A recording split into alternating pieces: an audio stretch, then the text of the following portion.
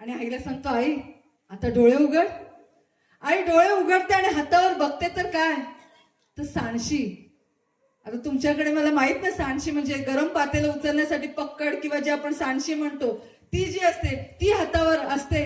ती बघते आणि त्या डोळ्यातून इतके अश्रू घळा घळा घळा वाहू लागतात आणि ती आपल्या पोटाजवळ त्या पोराला घेते आणि असं कवटाळते. आणि तो मुलगाला म्हणते, अरे हे बाळा काय नाही आणलंस तू, तुला बॅट बॉल आणण्यासाठी पैसे दिले होते ना आणि माझ्यासाठी सांडशी घेऊन आलास. ते बाळ म्हणतं, होय आई. अशा गोष्टी नाही बघणार आहोत. हे कसं म्हणायचं बघणार आहोत का, किंवा हे कसं प्यायचं हे नाही बघणार आहोत. आज बघणार काय आहोत, ऐकणार काय आहोत, तर माझ्या गुरूंबद्दल ऐकणार आहोत. गुरूंबद्दल कोडकौतुक, गुरूंच्या लीला ऐकणार आहोत, गुरूंचे अनुभव ऐकणार आहोत. आणि त्यामुळे हा एक प्रकारचा संतसंगच आहे. आणि आजच्या अशा संतसंगासाठी आपण एकत्र जमलोय. आपण एक भजन घेऊया आणि भजनाच्या माध्यमातून आजच्या मुख्य विषयाला, प्रवचनाला सुरुवात करूया. तर आपल्याला जो काय आळस आला असेल, कारण मला कल्पना आहे आपण दिवसभर शेतामध्ये राबून आलेलो आहोत, थकलेलो असू, काम करून थंडी वाटते, तरी जी काय मरगळ आली आहे ना ती सगळी झटकून द्यायची आणि अगदी खणखणीत टाळ्या वाजवायच्या. कारण आपल्या सगळ्यांना माहिती आहे कीर्तन चालू होते, सगळ्यांना छान छान हात होते, पण कोण लाजत होतं, कोण कंटाळा करत होतोय, पण गोरोबा काकांना हात नव्हते, पण मनामध्ये जी श्रद्धा होती ते श्रद्धेने त्यांनी ज्या टाळ्या वाजवल्या, आपल्या हाताची बोंडकं झाली होती तर तो रक्त वाहू लागलं, पण देवाने त्याचा हट्ट पुरवला आणि हात देऊ केले ना. मग आपल्याला ते एवढे चांगले शाबूत हात दिलेले आहेत, मग आपण टाळ्या वाजवायला नको का, पाहिजेत ना. बोला, आपण बोललं पाहिजे, वाजवलं पाहिजेत ना. आपण सगळ्यांनी भजन घेऊया आणि भजनाच्या माध्यमातून टाळ्या वाजवूया, त्या देवाला आळवूया आणि मग पुढे प्रवचनाला सुरुवात करूया.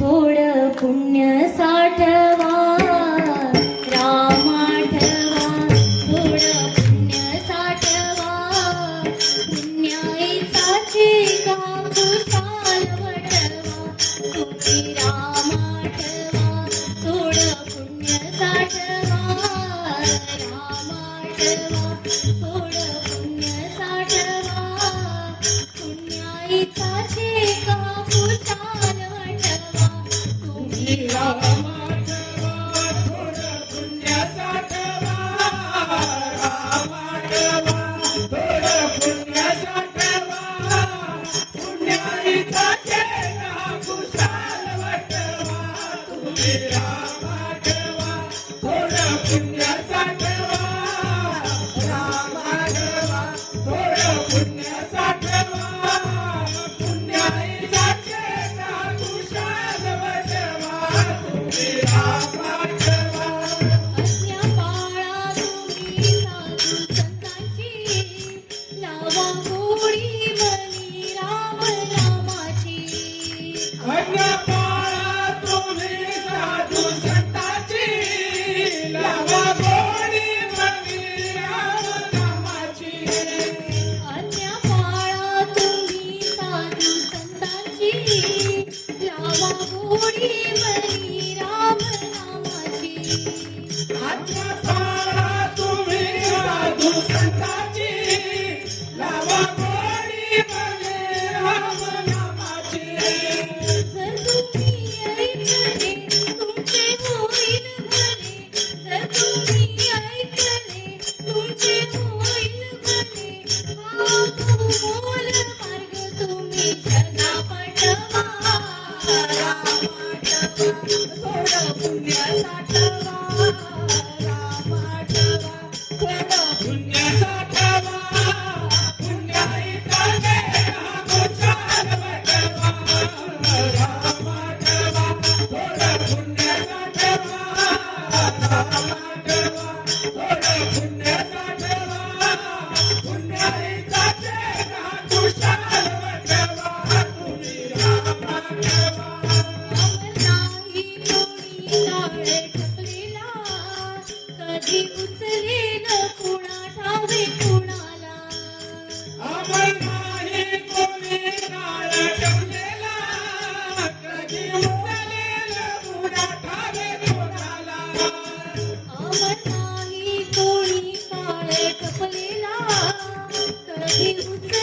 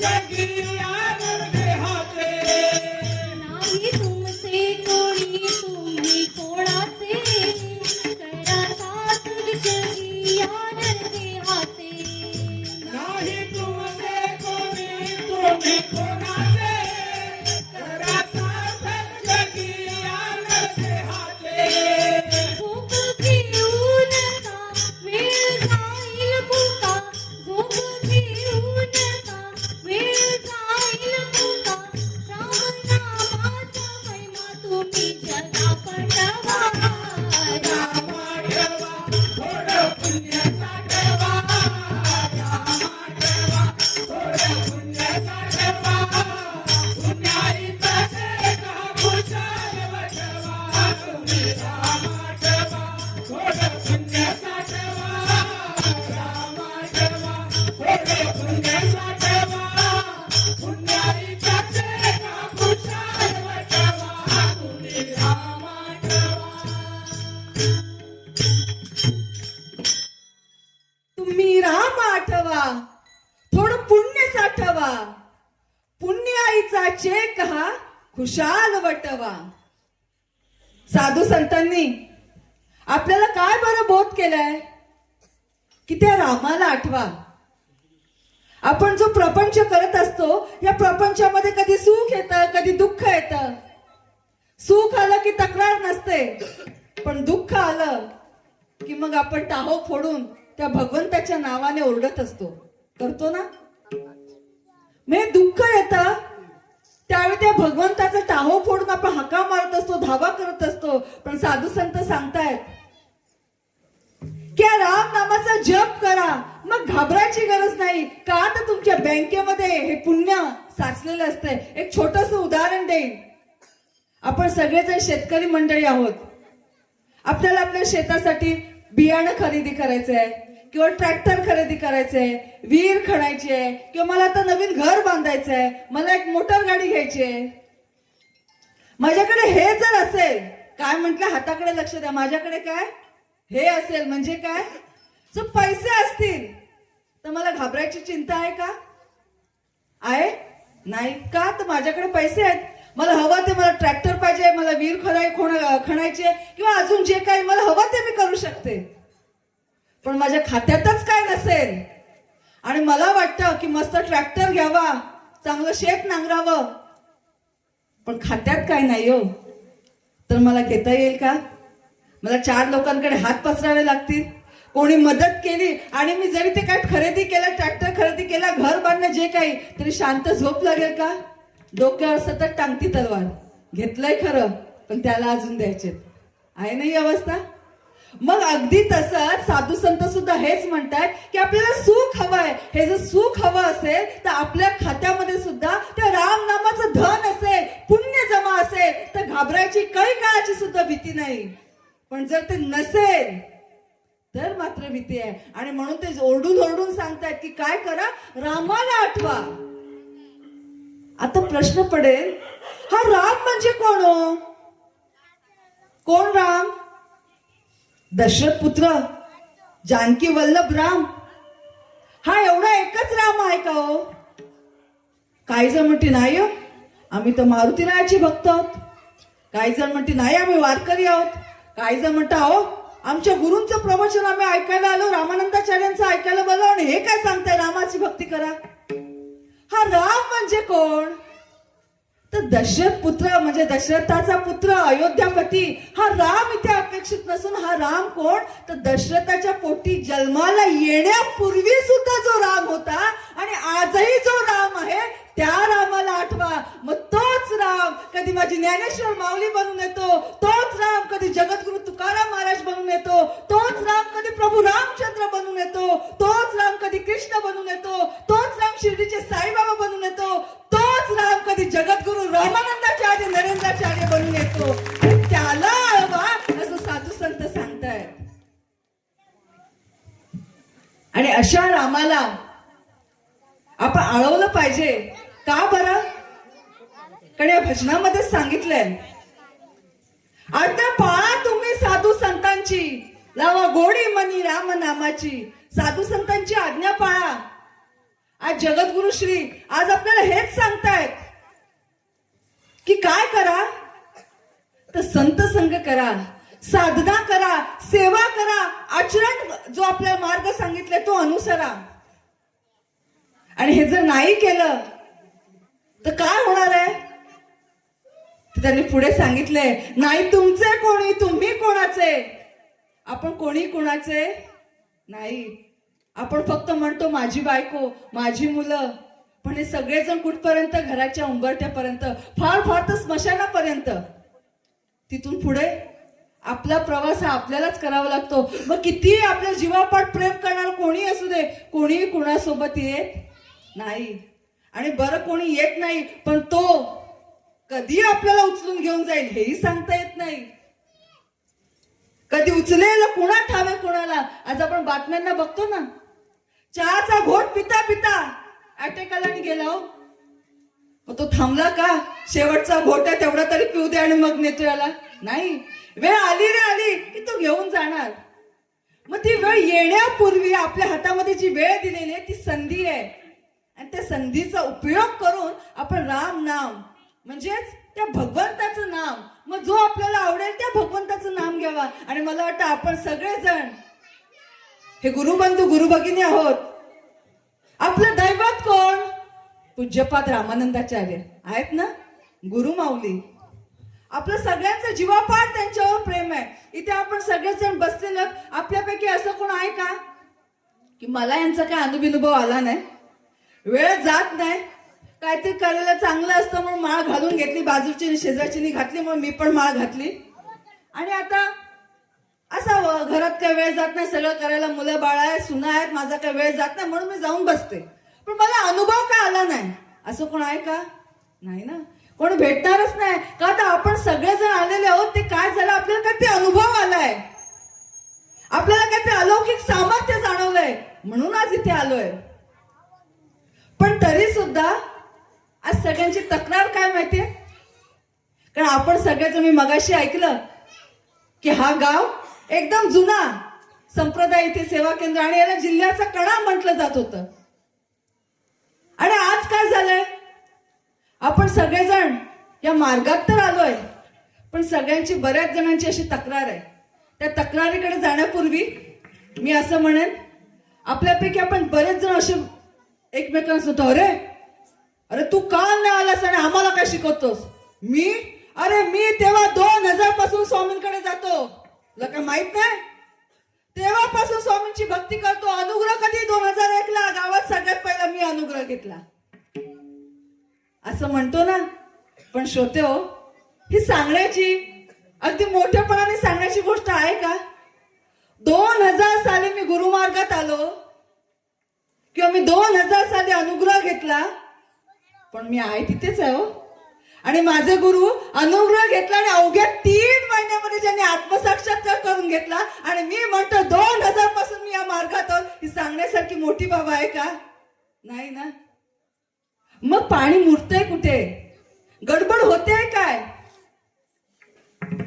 एक सुंदर उदाहरण देईन म्हणजे पटकन समजेल की आपल्या सगळ्यांची तक्रार असते. आम्ही जेव्हा गेलो ना यांच्याकडे, काय अनुभव आले. मी माऊलींची भक्ती करायला लागली, संत संग करायला लागली, आणि आमच्या घरातल्या सगळ्या अडचणी सुटल्या. आता तेवढा काय अनुभव येत नाही. येते ना अशी मनामध्ये शंका? बोला, आपण सगळ्यांना पटते पण मान हलवत नाही तुम्ही, मला माहिती आहे. आता हसलात तुम्ही. मनामध्ये पटकन कुठेतरी येतं. पूर्वी आम्ही जायचो ना तेव्हा काय अनुभव व्हायचे, पण आता का आमचे किती दिवस झाले, एवढी वाऱ्या करते, एवढ्या संत संग करते, पण माझी ती अडचणच सुटत नाही. मग असं का होतं? यासाठी एक सोपं उदाहरण देते आणि समजावून सांगते गडबड कुठे होते. कल्पना करा, आता आपण सगळेजण विज्ञान युगात वावरतोय. आपल्या सगळ्यांच्या घरामध्ये, अगदी स्वतः वापरत नसू तरी आपल्या मुलाबाळांकडे, नातवंडांकडे, सगळ्यांकडे मोठे अँड्रॉइड फोन आहेत. हे असे जसं कॅमेरा लावले तसे आहेत ना, आहेत मोबाईल. या मोबाईल मध्ये आपण सिम कार्ड टाकतो. जिओचं म्हणा, हल्ली सध्या फेमस जिओ आहे, एअरटेल आहे, वोडाफोन आहे, कसलं कसलं कार्ड टाकतो, बरोबर?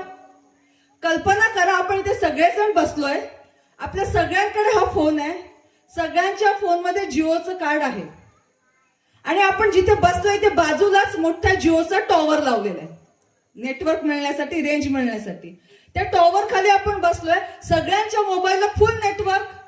का तर टॉवरच्या बाजूला आपण बसलोय, मोबाईलमध्ये जिओचं सिम कार्ड आहे, फुल नेटवर्क आहे. बोट लावलं की लगेच धडधड 100% डाउनलोड पूर्ण. का तर फुल नेटवर्क आहे. आता मी सुद्धा इथेच आहे तुमच्या सोबत, माझ्याकडे पण तोच फोन आहे, माझ्या फोन मध्ये पण तेच सिम कार्ड आहे, मी पण त्या टॉवर जवळच बसले, पण मी कधीपासून बोट लावते, डाउनलोड हो रहा है, गोल गोल गोल गोल गोल गोल गोल गोल फिरते. म्हणजे काय, माझ्या फोनला नेटवर्कच नाही. तुम्हाला सगळ्यांना नेटवर्क आहे, माझ्याकडे पण तोच फोन, माझ्याकडे पण तेच सिम कार्ड, मी पण त्या टॉवर खालीच बसले, पण मला नेटवर्क मिळत नाही. आता मी त्या जिओला, त्या अंबानीला शिव्या घातल्या तर चालेल का? काय मला एवढं मोठं रिचार्ज वाढवून ठेवलंय आणि नेटवर्क पण मिळत नाही, चालेल का? बोला आपण. नाही ना. का तर तुम्हाला सगळ्यांना नेटवर्क मिळतंय, मला मिळत नाही. मग ह्याच्यात ते जिओचा दोष आहे की माझ्या मोबाईलचा दोष आहे?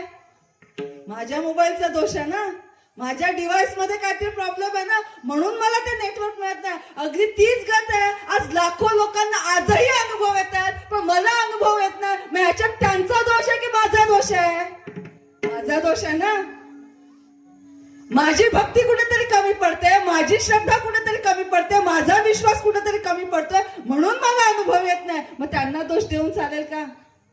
आज आपण बघतोय आपल्यापैकी बरेच जण आध्यात्मिक शाळा ऐकत असाल किंवा आपल्या युट्यूब चॅनलला आपण आपले जे रील्स येतात, शॉर्ट येतात ते बघत असाल असं समजते. नसेल बघत तर जाऊन बघा. आजही आपल्या श्री कथा चालू आहे. जगद्गुरु श्रींच्या सिद्ध पादुका महाराष्ट्राच्या बाहेर, मग तिकडे जम्मू काश्मीर, राजस्थान इकडे जात आहेत. आता तिकडे गेल्यानंतर आपले जे प्रवचनकार आहेत कृष्णदास महाराज तिथे जात आहेत, जगद्गुरु श्रींचा महिमा सांगतायत. तिकडची लोक जी राजस्थानी आहेत किंवा अन्य महाराष्ट्रातली म्हणजे महाराष्ट्राच्या बाहेरच्या प्रांतातील आहेत, यांनी आपल्या गुरूंना बघितलंय का? नाही. बरं, आपल्या गुरूंनी त्यांना बघितलंय का? नाही. पण आज अशी परिस्थिती आहे, श्री पादुकांचा म्हणजे श्री कथेचा जो कार्यक्रम आहे 3 दिवसांचा आहे. पहिल्या दिवशी जाऊन सांगतात की तुम्ही या, अनुभव घ्या, तुमचं काम काय अडलंय नडलंय ते सांगा आणि अनुभूती घ्या. दुसऱ्या दिवशी लोकांची रांग लागते त्यांना सांगायला, दास महाराजांना आमची किती दिवस आम्ही शेतामध्ये पाणीसाठी विहीर खणत होतो, पाणी लागत नाही, पादुकांजवळ सांगितलं आणि आमच्या विहिरीला पाणी लागलं. किती जण तरी सांगता पैसे अडकले होते, मिळत नव्हते, सावकार देत नव्हता, पण त्यांच्या पादुकांजवळ सांगितलं आणि आमचे पैसे आले. असे अनेक अनुभव येतात. पण दोघांनी एकमेकांना बघितलं नाही तरी गुण त्यांना येत आहेत. आपण तर जाऊन जुक्कलपीठावर दर्शन घेतो, कधी नाणीस धामला जातो, त्यांना प्रत्यक्ष भेटतो, मग आपल्याला येणार नाही का? पण अडताय कुठे? मी कालही सांगितलं, आपण सगळेजण भक्ती करतो. काही जणांचा तर नियम आहे, सकाळी उठल्यावर पहिली साधना आणि मग दिवसाची सुरुवात. पण खरंच साधना करतो का आपण? कशी करतो? ग्रंथ वाचायला बसतो, श्री गणेशाय नमः, श्री सरस्वती नमः, श्री गुरुभ्यो नमः, ओम नमोजी विश्वचालका जगदवंद्या ब्रह्मांड नायका एके स्थानी असोनी अनेका भासशी तू विश्वमय दिनकर जैसा ते बघ कोण आले बघ, जरा बघ वाचतो. अशी जर अध्याय वाचले तो गुण येईल का? नाही ना येणार. अशी ज्ञानेश्वर माऊली तर सांगते, माझे अनुसंधान विन स्नान संध्या जपहोम ध्यान ते सर्वही अधर्म जाण मज भजन ते नव्हे. मग अशी भक्ती केली तर आपल्याला गुण नाही काय कसा येणार? येईल का? नाही ना. मी आज छातीटोकपणे सांगते, त्यांनी सांगितल्याप्रमाणे प्रामाणिकपणे भक्ती करा. मनामध्ये श्रद्धा ठेवा, विश्वास ठेवा की गुरु कुठेच नाहीये, ते माझ्या अंतःकरणात आहेत आणि तिथून ते माझी साधना बघतायत, माझी भक्ती बघतायत. त्यांच्याशी एकाग्र व्हा आणि साधना करा. जगाच्या पाठीवर, मी म्हणते तर जगाच्या पाठीवर तर सोडून द्या, अंतरिक्षात कुठेही असा तिथून हाक मारा, माझी माऊली धावून येते की नाही ते बघा. पण कमी कोण पडतोय? आपण कमी पडतोय. आणि म्हणून सगळ्यांना विनंती करेन की सुंदर असं आपल्याला नरदेह मिळालेला आहे, हा एक ना एक दिवस जाणारच आहे. मग कुत्र्या मांजरांसारखं जाण्यापेक्षा रामदास स्वामी म्हणतात, मरावे परी कीर्ती रूपी उरावे. मरणार तर सगळे आहोत आपण, अमर पट्टा का कोणीच घेऊन आलेलो नाही आहोत. मग जर मरणारच आहोत तर आपल्या आजूबाजूला असलेले प्राणी, आपल्याकडे गायी आहेत, म्हशी आहेत, इतर अन्य पक्षी आहेत, प्राणी आहेत, हे पण एक दिवस मरणारच आहेत ना. मग ते मेलं काय आणि मी मेलं काय, त्यात फरक आहे का? नाही ना. मग आपल्याला माणूस म्हणून जन्माला उपयोग काय?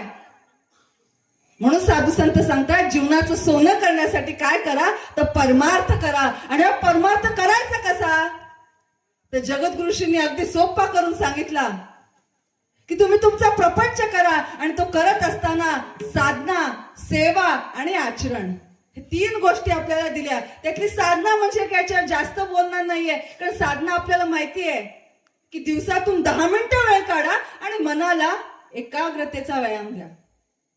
आणि आता तर अजून सोपं केलंय, दैनंदिनी आणली आहे.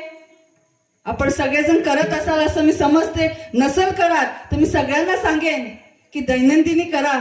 आपल्या OMS APK मधून आपलं रजिस्ट्रेशन करा आणि दैनंदिनी करा. दिवसभर आपण त्या दैनंदिनीमध्ये राहतो. आणि मग सेवा. आता सगळ्यांना प्रश्न पडतो की कधी बघावं तर सेवा, कधी बघावं तर सेवा. आज काय, तर पीठावरती सेवेला बोलवलंय. आज काय, पीठावर पालखी आहे म्हणून जायचंय. आज काय, वृक्ष लागवड करायचंय. उद्या काय, तिथे बंधारे बांधायचे. आता परवा जानेवारीत काय करायचंय, म्हणजे महारक्तदान शिबिर आयोजित केलंय. सतत सतत सतत सतत सतत काही ना काही, ते आम्हाला कधी वेळच देत नाही. पण अजून एक सोपं उदाहरण छोट्या छोट्या गोष्टींमधून समजवण्याचा प्रयत्न करतो, मी पटकन लक्षात येतं. आपल्याला सगळ्यांना भारत देशाची सीमा बाउंड्री माहिती आहे. आता जसं महाराष्ट्राची बाउंड्री संपून त्या आंध्र प्रदेश सुरू होतो, तसा भारत देश संपून मग अन्य राज्य, मग पाकिस्तान असेल, चीन असेल, जे काही देश आहेत ते. या सीमेवरती आपले सगळे सोल्जर किंवा सैनिक, भारतीय सैन्य दिवस रात्र तैनात असतं ना. कशासाठी बरं, तर याचसाठी की कोणत्याही क्षणी शत्रूचा हल्ला होऊ शकेल, कधी घुसखोरी होऊ शकेल, कधी बॉम्ब पडेल, कधी गोळीबार होईल, काय होईल हे सांगता येणार नाही. आज ते तिकडे तैनात आहेत म्हणून आज आपण इथे सुरक्षित झोपतोय. आहे नाही सत्य परिस्थिती. मग ते कधी असा विचार करतात का, अरे भयानक कडाक्याची थंडी आहे, आज काय सीमेवर मला का माझी नोकरी किंवा माझे जे काही काम आहे ते मला करता येणार ना, मी माझ्या छावणीत जाऊन झोपतो शांत. करतात का असं? किंवा आज भयंकर पाऊस आहे, आज काय, कधी येऊ दे, शत्रू आला तरी काय करायचं त्याला करू दे, आपण काय बाबा जात नाही. करतात का? कधी दिवस असो, रात्र असो, ऊन असो, थंडी असो, पाऊस असो, 24 तास ते अगदी डोळ्यात तेल घालून आपल्या सीमेवरती संरक्षणाचं काम करत असतात. का, तर शत्रूचा हल्ला होऊ नये यासाठी. बरोबर ना. मग अगदी तसंच जसे सीमेवरती हे सैन्य तैनात असतं, तसं आपले मन सुद्धा एक सीमा आहे. या सीमेवरती अनेक शत्रू टपलेले आहेत. कोणते शत्रू? दुर्गुणांचे शत्रू, रजतम सत्वाचे शत्रू. कधी अहंकार, कधी क्रोध, कधी राग, कधी दुर्गुण कधी टपतील आणि आपल्याला नाशाकडे नेतील. कारण म्हणूनच तर म्हटलं जातं ना की संगत माणसाला बिघडवते. कुणाच्या संगतीत जाऊ आणि कुठला शत्रू आपल्यावर हल्ला करेल हे सांगता येणार नाही. आणि म्हणून त्यांनी सैन्य, ते शत्रूंनी हल्ला करू नये म्हणून आपल्याला प्रभू काय करतात, गुंतवून ठेवतात. आज काय बंधारे बांधायला जायचं, उद्या काय त्या आरतीला जायचं, उद्या काय चिखलपीठावर जायचं. इथे दुसऱ्याच्या नागदाला लागायला वेळच मिळत नाही, तो माणूस वाया जाईलच कसा हो. आणि म्हणून या वेगवेगळ्या सेवा आहेत. पण आपण काय करतो, कंटाळा करतो. आलो असतो सेवेला, माझी खूप इच्छा आहे पीठावर जावं, आणि माऊली येत आहेत ना सेवा करावी, पण काय सांगू, मेलं माझं कंबरच एवढं दुखतंय ना, तेवढं एकदा बरं होते. माऊली नाही सांगते माझी कंबर दुखायची बरी झाली ना की मी जाते. करतो ना आपण असं. पण होतं काय, एक साधी गोष्ट आहे. आपल्याला जर सर्दी ताप खोकला झाला तर आपण काय करतो, मला समजा एखादा आजार झाला, भयंकर सर्दी झाली, खोकला झाला, कफ झाला, माझा घसा बसला, मला बोलता येत नाही, किंवा मला अजून काय कावीळ झाली, काय झालं, मी जर असं म्हटलं तर चालेल का? माझा तेवढा ताप बरा झाला पाहिजे, तो बरा झाला तर मी डॉक्टरकडे येईन. चालेल का? बोला, आपण बोललं पाहिजे. मी बोलते ते समजतंय ना आपल्याला. मी जर असं म्हटलं माझा ताप बरा झाला की मी डॉक्टरकडे येईन, तोपर्यंत काय मी डॉक्टर डॉक्टरकडे येणार नाही.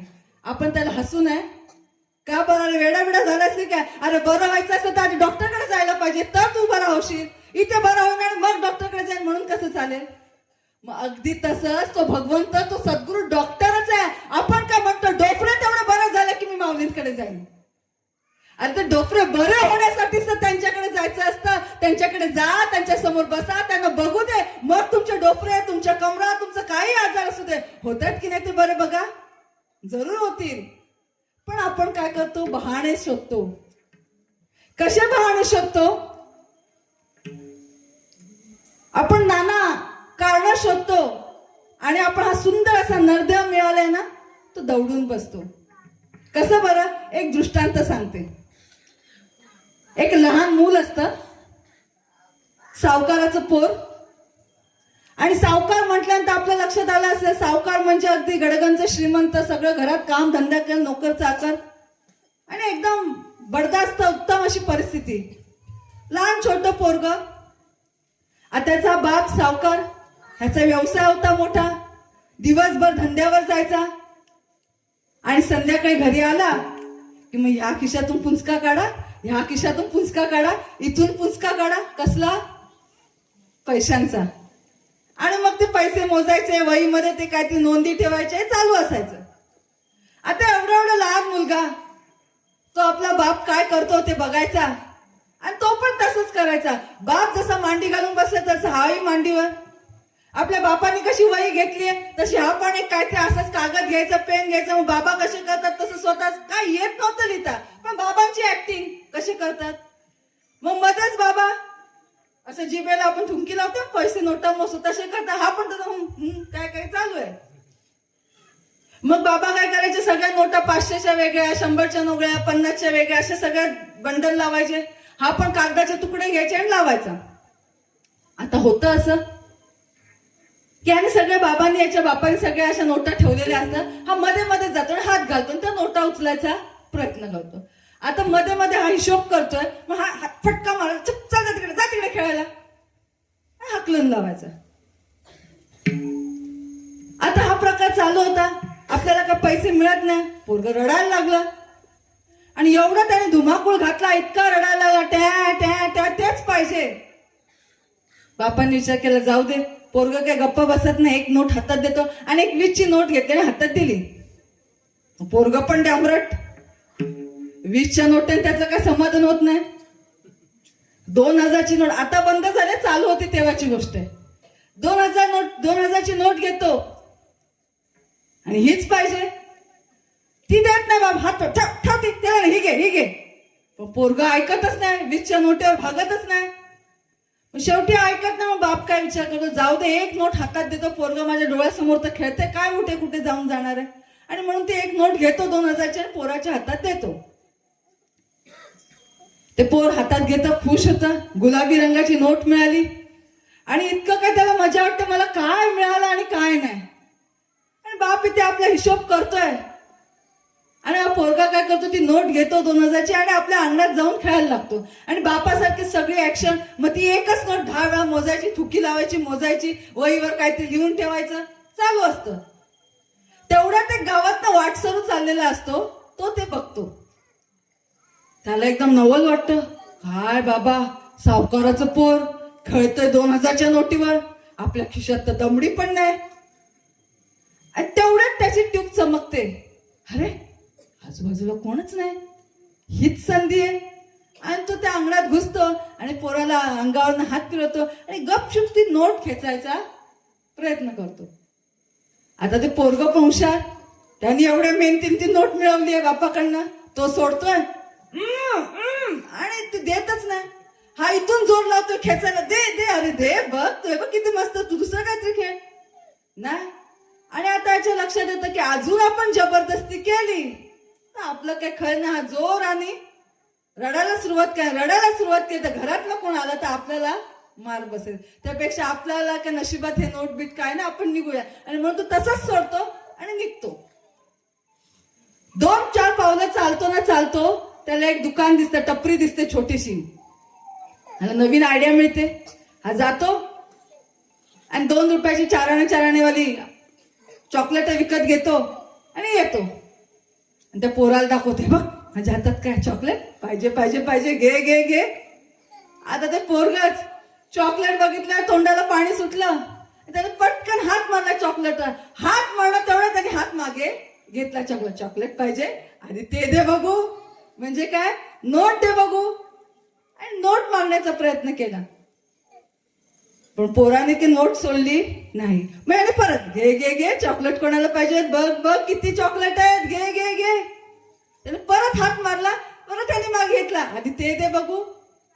पोरग जरा विचार करायला लागलं, जरा वेळ त्या चॉकलेटांकडे बघतोय, एकदा 2000च्या नोटेकडे बघतोय चालू यायचं, आणि हा पण प्रयत्न करतोय, घे घे ते दे असं चाललंय. आणि शेवटी पोरग त्याला चॉकलेटच आवडणार, त्याने काय केली, ती 2000ची नोट त्याला वाटसरूला देऊन टाकली, आणि ती चॉकलेट घेतली. वाटसरूने आपला खिस्सा भरला आणि गुल एकदम पळून गेला. आता गोष्ट इथे संपली, पण या गोष्टीचं तात्पर्य काय श्रोते हो, ते एवढूशा पोरानं त्या 2 रुपयाच्या चॉकलेटाच्या हव्यासापोटी 2000 रुपये गमवून टाकले. वास्तविक पद्धत त्याला चॉकलेटच जर पाहिजे होती तर 2000ची किती चॉकलेट घेता आली असती. पण अज्ञान, कळलं नाही की किती किमतीची नोट आपल्याकडे, हा कागद समजतोय, तो कागदाची किंमत काय आहे ही किंमत समजली नाही, आणि म्हणून त्या 2 रुपयांच्या चॉकलेटासाठी 2000 रुपये देऊन टाकले. आज आपली सुद्धा तीच गत आहे. हा लाख मोलाचा नरदेह मिळालाय, पण किंमत समजलेली नाहीये. म्हणून आपण त्या 2 रुपयाच्या चॉकलेटासाठी संत संघाला ना आलो असतो, पण काय करणार, सून डिलिव्हरीसाठी आली आहे ना, मुलगीच डिलिव्हरीसाठी आली आहे ना. अरे पालखीलाच येणार होतो, पण तेवढं का, आता नेमकं शेतामध्ये बियाणं म्हणजे पेरणीचे दिवस आहेत, आता का जमणार नाही, पुढच्या वेळी बघू. अरे चल वारीला चल. अरे येणार होतो, पण ते काय झालं, ते आमच्या गावचा तो तैमूक, त्याचा माझं काय पटत नाही, तो नेहमी असतो तिकडे, मी काय बाबा येत नाही, तुमचं तुम्ही काय, ते बघा मी घरी करतो आपलं. म्हणजे काय, तर लाख मोलाचा नरदेह मिळालाय, लाख मोलाचा संतांचा सहवास मिळालाय, पण किंमत कळत नाही. अज्ञान, अज्ञानाच्या आणि आपण वाया घालवतो. जगून कोरे, सुंदर नरदेह वाया घालून कोरे. अज्ञानाच्या अंमलाखाली जगून कोरे, सुंदर नरदेह वाया घालून कोरे. अज्ञानाच्या अंमलाखाली जगून कोरे, सुंदर नरदेह वाया घालून कोरे. अज्ञानाच्या अंमलाखाली जगून कोरे, सुंदर नरदेह वाया घालून कोरे.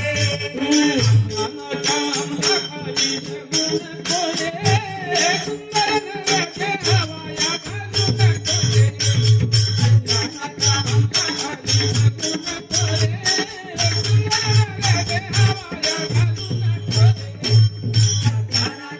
अंमलाखाली जगून कोरे, सुंदर नरदेह वाया घालून कोरे.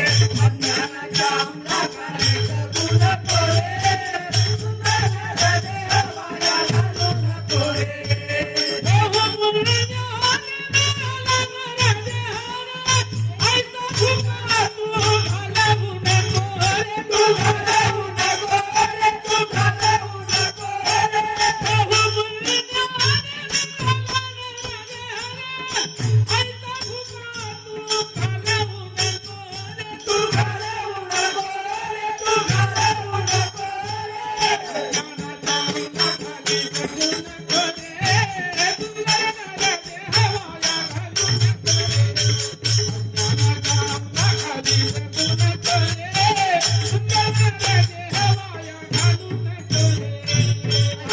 अज्ञानाच्या अंमलाखाली जगून कोरे, सुंदर नरदेह वाया घालून कोरे. अज्ञानाच्या अंमलाखाली जगून कोरे, सुंदर नरदेह वाया घालून कोरे. अज्ञानाच्या अंमलाखाली जगू नको रे, हा सुंदर नर देह वाया घालवू नको रे. किती छान बोध आपल्या प्रभूंनी आपल्याला केलेला आहे की आपल्याला सुंदर असा नरदेह मिळालाय, आणि अज्ञानापोटी आपण वाया घालवतोय. आता प्रश्न पडेल की हा सुंदर नरदेव म्हणजे नेमका काय हो? दिसायला गोरपान, अगदी देखणा बांधा, लांब सडक केस म्हणजे सुंदर का? तर नाही. इथे सुंदर म्हणजे काय साधू संतांना अपेक्षित आहे? तर आज समाजामध्ये अशी अनेक लोक आहेत. एकदा स्टेशनवरती जाऊन फेरी मारा, कधीतरी सार्वजनिक ठिकाणी जाऊन फेरी मारावी आणि बघावं की माणसाचा देह तर मिळालाय. ट्रेन मधून काल प्रवास करताना बघितलं, असे कितीतरी जण भेटले की ते एक पायच नाहीये, कुणाला एक हातच नाहीये, कुणाला डोळे नाहीये, डोळे नाहीत पण डोळे आहेत पण नजर नाहीये, तोंड आहे पण वाचा नाहीये. म्हणजे काय काहीतरी व्यंगत्व आहे. पण आपण सगळेजण बहुपुण्याने आपल्याला नरदेव मिळालाय आणि तो सुंदर मिळालाय. आपल्याला दोन्ही हात आहेत, दोन पाय आहेत, आपल्याला सुंदर तोंड आहे, चांगलं बोलता येते, कान आहेत, डोळे आहेत, बघता येते, वाचा आहे. यापेक्षा सुंदर काय आहे का? आणि भगवंताला आपण काळे आहोत की गोरे आहोत, आपण शिकलेले आहोत की अशिक्षित आहोत, हे महत्वाचं नाहीये. तो भगवंत बघत असतो अंतःकरणातलं शुद्ध भाव. आज आपण सगळेजण इथे जमलेले आहोत. आपण पहिल्यांदा ज्यावेळी प्रभूंकडे गेलात, काही ना काही अडचण घेऊन गेलात, पण आपल्यापैकी कोणीतरी असं असावं आणि त्याने उभं राहून सांगावं की होय माझी अडचण सुटली. पण त्याचा मोबदला म्हणून प्रभूंनी सांगितलं की माझ्या नावावर 1 लाखाची देणगी कर म्हणून. आहे का कोण? किंवा कोणीतरी सांगावं की हो माझी अडचण तर सुटली, पण मला सांगितलं मला प्रभूंनी की नातवांसाठी काय ते सोन्याचा एखादा दागिना कर म्हणून. सांगितलं का? उलट आपण हौशेपोटी कोण घेऊन जरी गेला असेल तर प्रभू त्याला हातही लावत नाही, ते आपल्यालाच परत करून देतात. का? तर भगवंत ते काहीच बघत नाही. भगवंत फक्त बघतो अंतःकरणातला भाव. प्रभू रामचंद्र सीतामाईला जेव्हा आणायला गेले त्यावेळी राम सेतू बांधला.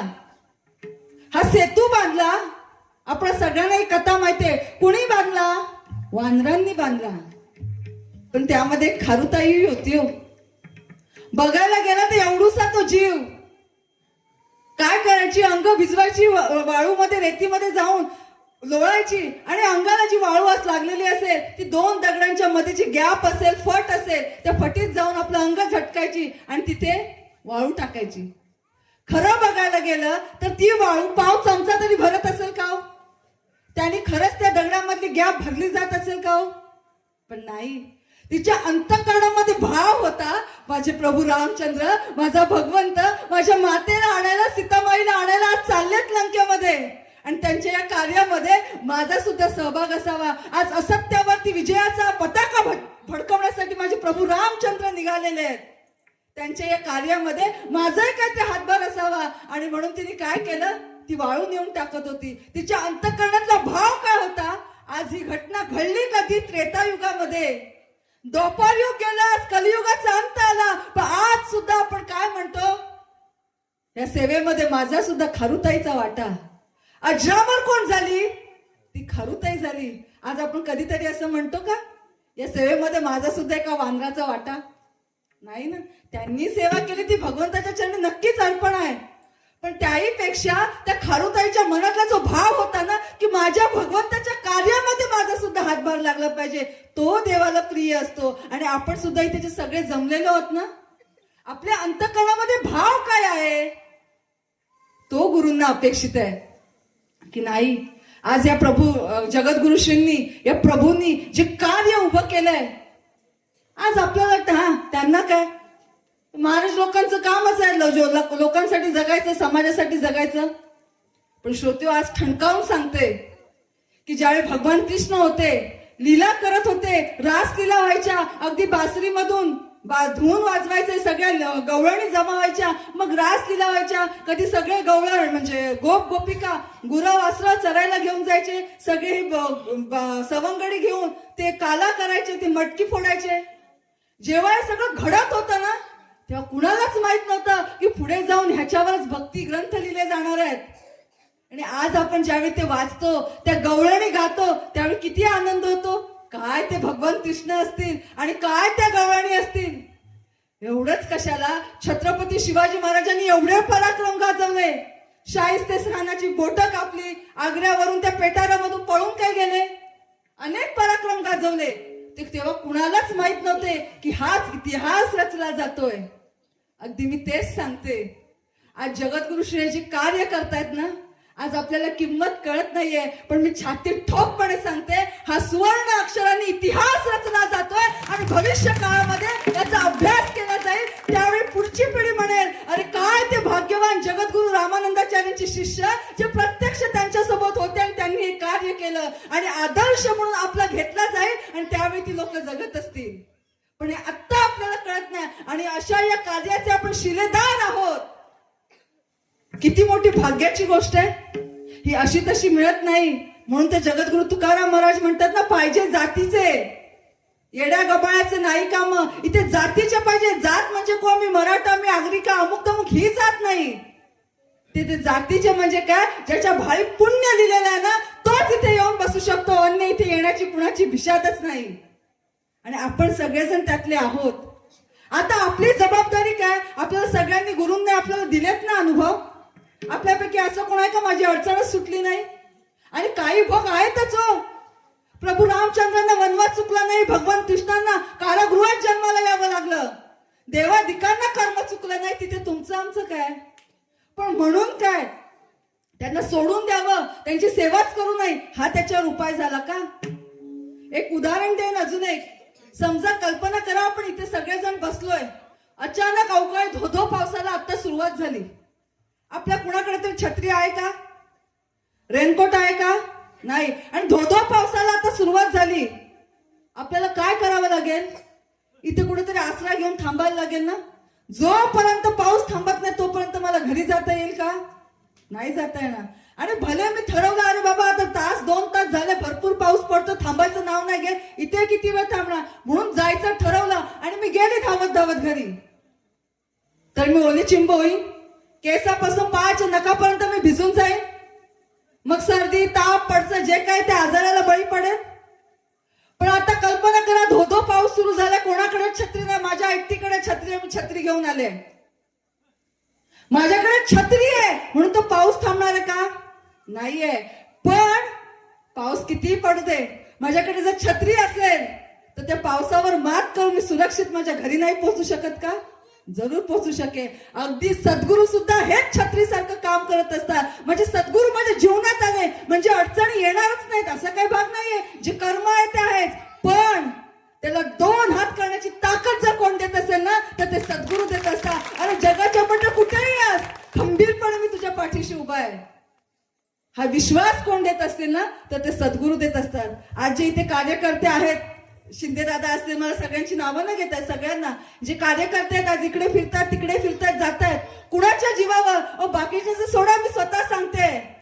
एक तुमच्यासारखी महिला आहे, रात्री अपरात्री प्रवास करावा लागतो. आज आपण बघतो की समाजामध्ये समाज किती खालच्या थराला पोहोचलाय.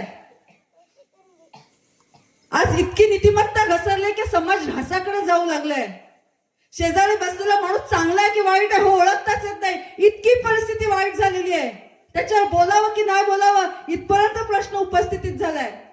पण अशाही परिस्थितीमध्ये ना कोण नात्याचं गोत्याचं ओळखीचं काय नाही, अशा परिस्थितीमध्ये रात्री अपरात्री कसाही प्रवास करायचा, खरंच माझी हिंमत आहे का. पण तो सुरक्षित प्रवास होतो, ज्या ठिकाणी पोहोचायचे तिकडे सुरक्षित पोहोचते, तिकडची सेवा होते, परत सुरक्षित घरी पोहोचते.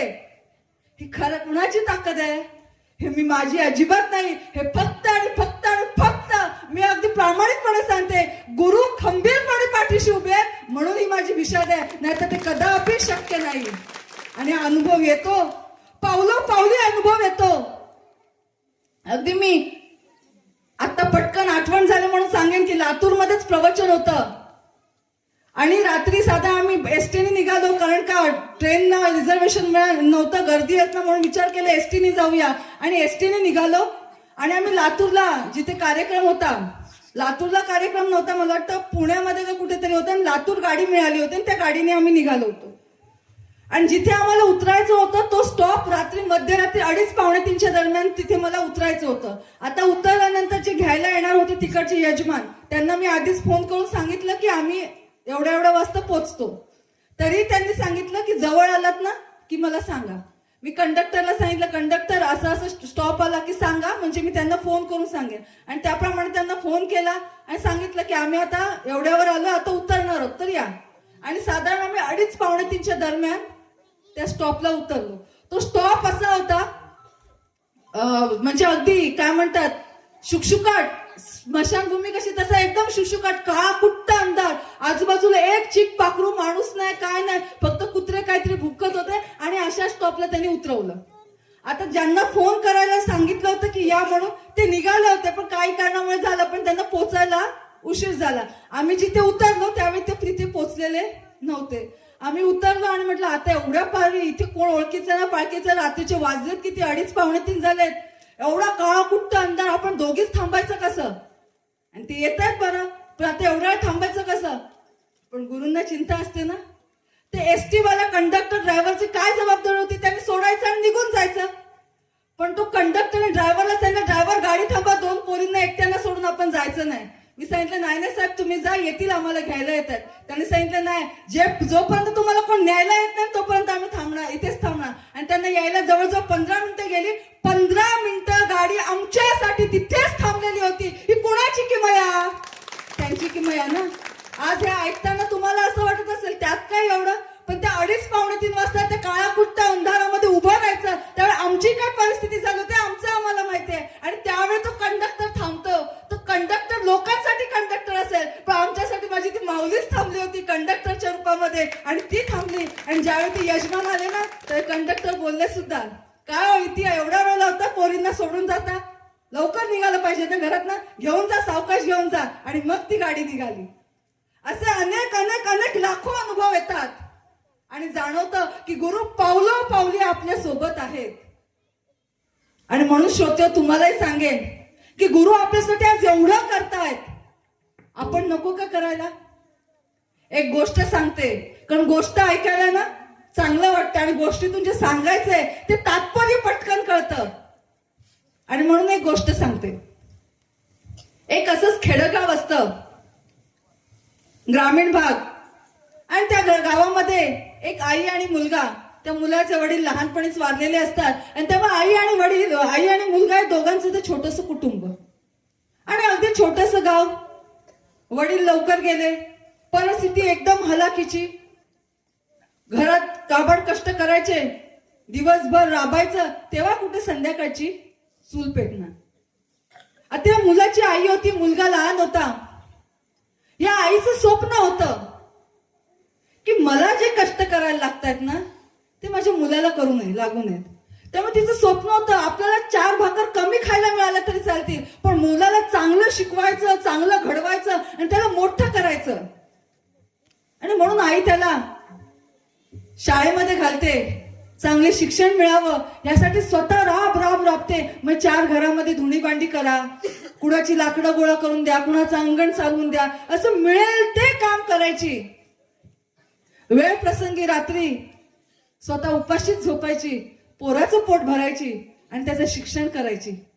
त्याला सुसंस्कारित व्हावं, त्याला चांगल्या 4 गोष्टी सांगायच्या, बाळा बघ असं वागू नये, असं केलं पाहिजे, सगळं शिकवायची. हळूहळू हा मुलगा वाढत असतो. आता होतं असं की यांच्या गावामध्ये एक जत्रा असते आणि हा मुलगा हळूहळू वाढत असतो. साधारण एक 5वी-6वीला जातो आणि हा वर्गामध्ये ह्या सगळ्या मित्रांची चर्चा होते.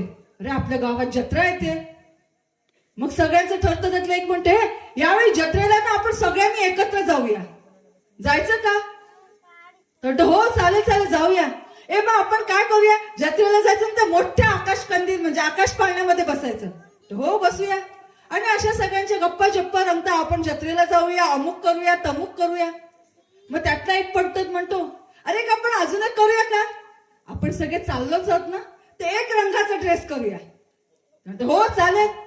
मग रंग ठरतो, या रंगाचं शर्ट घालायचं, अशी पॅन्ट घालायची. मग दुसरा म्हणतो, अरे ऊन असणार भरपूर, आपण सगळ्यांनी एक रंगाची टोपी घालूया. मग झालं, ठरलं, टोपी घालूया. आणि मग चालेल आपण ना त्या जत्रेमध्ये ना असं अशी गोड गोड जिलेबी मिळते, मग आईस्क्रीम मिळतं. आपण काय करूया, प्रत्येकाने ना 20-20 रुपये काढूया. जुनी गोष्ट, 20 रुपये म्हणजे भरपूर झाले. तर 20-20 रुपये काढूया. सगळेजण त्याला चालेल, मी पण 20 आणि तू पण 20 आणि तू पण 20 असं सगळं ठरतं. आता मुलगा घरी येतो. ह्यानी कधी जत्राच बघितलेली नसते. आला जत्रा म्हणजे काय माहीतच नसतं. आणि आईला विचारतो, आई आपल्या गावात जत्रा आहे का ग? आई म्हणते, हो जत्रा आहे. परिस्थिती गरिबीची. जत्रेला जायचं 4 पैसे खर्च होतील म्हणून आईने पोराला कधी जत्राच दाखवलेली नसते. मग हा विचारतो, आई जत्रा म्हणजे काय असतं ग? मग आई समजावून सांगते, असा उत्सव असतो, मग खूप सगळा मोठी जत्रा भरते, खूप खेळणी येतात, मस्त मस्त पाळणे लागतात, आकाशकंदील असतो, सगळीची दुकानं लागतात, कपड्यांची दुकानं, फुग्यांची दुकानं, वेगवेगळी वस्तू, भांडी, सगळी दुकानं लागतात. मिठाई मिळते, जिलेबी मिळते, आईस्क्रीम मिळतं, अमुक मिळतं, तमुक मिळतं, रोषणाई होते, मग देवीची पालखी निघते, सगळं आई त्याला सांगते. आता ह्याने कधीच बघितलेलं नसतं. आईकडून सगळं वर्णन ऐकतो. शाळेमध्ये वर्गामध्ये मित्रांनी सगळं काय काय सांगितलेलं असतं. त्यामुळे म्हणतो, आई अगं आम्ही सगळ्या मित्रांनी ठरवलंय यावर्षी जत्रेला ना आपण सगळ्यांनी एकत्र जायचं. मी पण जाऊ का ग आई? सांग ना आई प्लीज. नको बोला आई, सांग ना, जातो ना. आईलाही वाटतं पोराला कधीच आपण जत्रा दाखवली नाही, एवढं हट्ट करताय, आता मोठा झाला, पोरांसोबत मित्रांसोबत जायचंय, जाऊ दे याला जत्रेला. आणि म्हणून सांगता आई म्हणते, बरं जायचंय तुला, नक्की खुशाल जा. मग आता एकदा आईकडची परवानगी मिळाल्या बरोबर, हा आई पण आम्ही सगळ्यांनी ठरवलंय एक रंगाचं शर्ट घालायचं. मग आई माझ्याकडे तर शर्टच नाहीये ग, मला नवीन शर्ट घेऊन दे ना. आता आई विचार करते, कधीच आपण पोराला आहे त्या कपड्यांवरच भागवलं, घेऊया एक शर्ट. हो बाळा घेऊ, तुला शर्ट घेऊ, पॅन्ट घेऊ. आई आम्ही टोपी सुद्धा एक रंगाची घालणार आहोत. हो का, चालेल घेऊया, तुला टोपी सुद्धा घेऊया. आई आणि ना आम्ही सगळ्यांनी 20-20 रुपये काढायचे ठरवले, 20-20 रुपये घेणार आणि खूप मजा करणार. हो का, बरं चालेल करूया, तू नक्की जा. तर जत्रेला 15 दिवस पडलेले असतात. आता आई तर हो बोलून मोकळी झाली, पण आईला चिंता असते. दिवसभर राबणार, तेव्हा संध्याकाळची चूल पेटणार, पोराला एवढं सगळं आणायचं कुठून? पण पोराची इच्छा पूर्ण व्हावी म्हणून आई म्हणते, काय हरकत नाही, मी अजून 4 घरची धुणी भांडी जास्त करेन, कमवेन, पण पोराला सगळं काही देईन. आणि म्हणून आई दुसऱ्या दिवसापासून अजून दुसऱ्या 4 घरी तिने कामं वाढवली. रोज संध्याकाळी 5-5:30 पर्यंत घरी यायची. आता 7-7:30 कधी 8 वाजायचे. पण का? जरा 4 घरची कामं केली तर 4 पैसे जास्त मिळतील आणि पोराला शर्ट कपडे घेईन, टोपी घेईन, 20-20 रुपये द्यायचे. हळूहळू पहिला जमा करते. एक 4-5 दिवस जातात, थोडे पैसे जमा होतात आणि मग म्हणते, चल आता पैसे जमा झालेत ना, आपण तुला छान शर्ट घेऊया. मग कपडे घेते, टोपी वगैरे घेते. आता सगळ्या वस्तू घेऊन झाल्या, पण आता 20-20 रुपये हातात द्यायचे. मग आई म्हणते, अजून कष्ट करावे लागतील, दिवस कमी राहिले, मग अजून 4 घरची कामं वाढवते. सकाळी लवकर जाते, मग जे काम मिळेल ते, कोणाच्या घरातली धुणी भांडी करा, केर कचरा काढा, लाकडं काढा. जडत असं तर मागे घेऊन जा ना बाळाला, म्हणजे बाकीच्यांना डिस्टर्ब नको ना व्हायला यासाठी. तर आई अजून 4 घरी कष्ट करते. संध्याकाळी घरी आली की भाकऱ्या थापते आणि काय करते, रोज 4 भाकऱ्या थापायची, 2 आपल्या मुलाला आणि 2 स्वतःला. पण आता काय केलं, 3-3 भाकऱ्या थापायला लागली. का? ते 1 भाकरी वाचावी, मला पोटाला खळगी पडली ना तरी चालेल, का हरकत नाही, पण 4 पैसे जमा होतील तर मी पोराच्या इच्छा पूर्ण करेन. आणि म्हणून घेऊन जा ना ताई, बाळ रडते तर.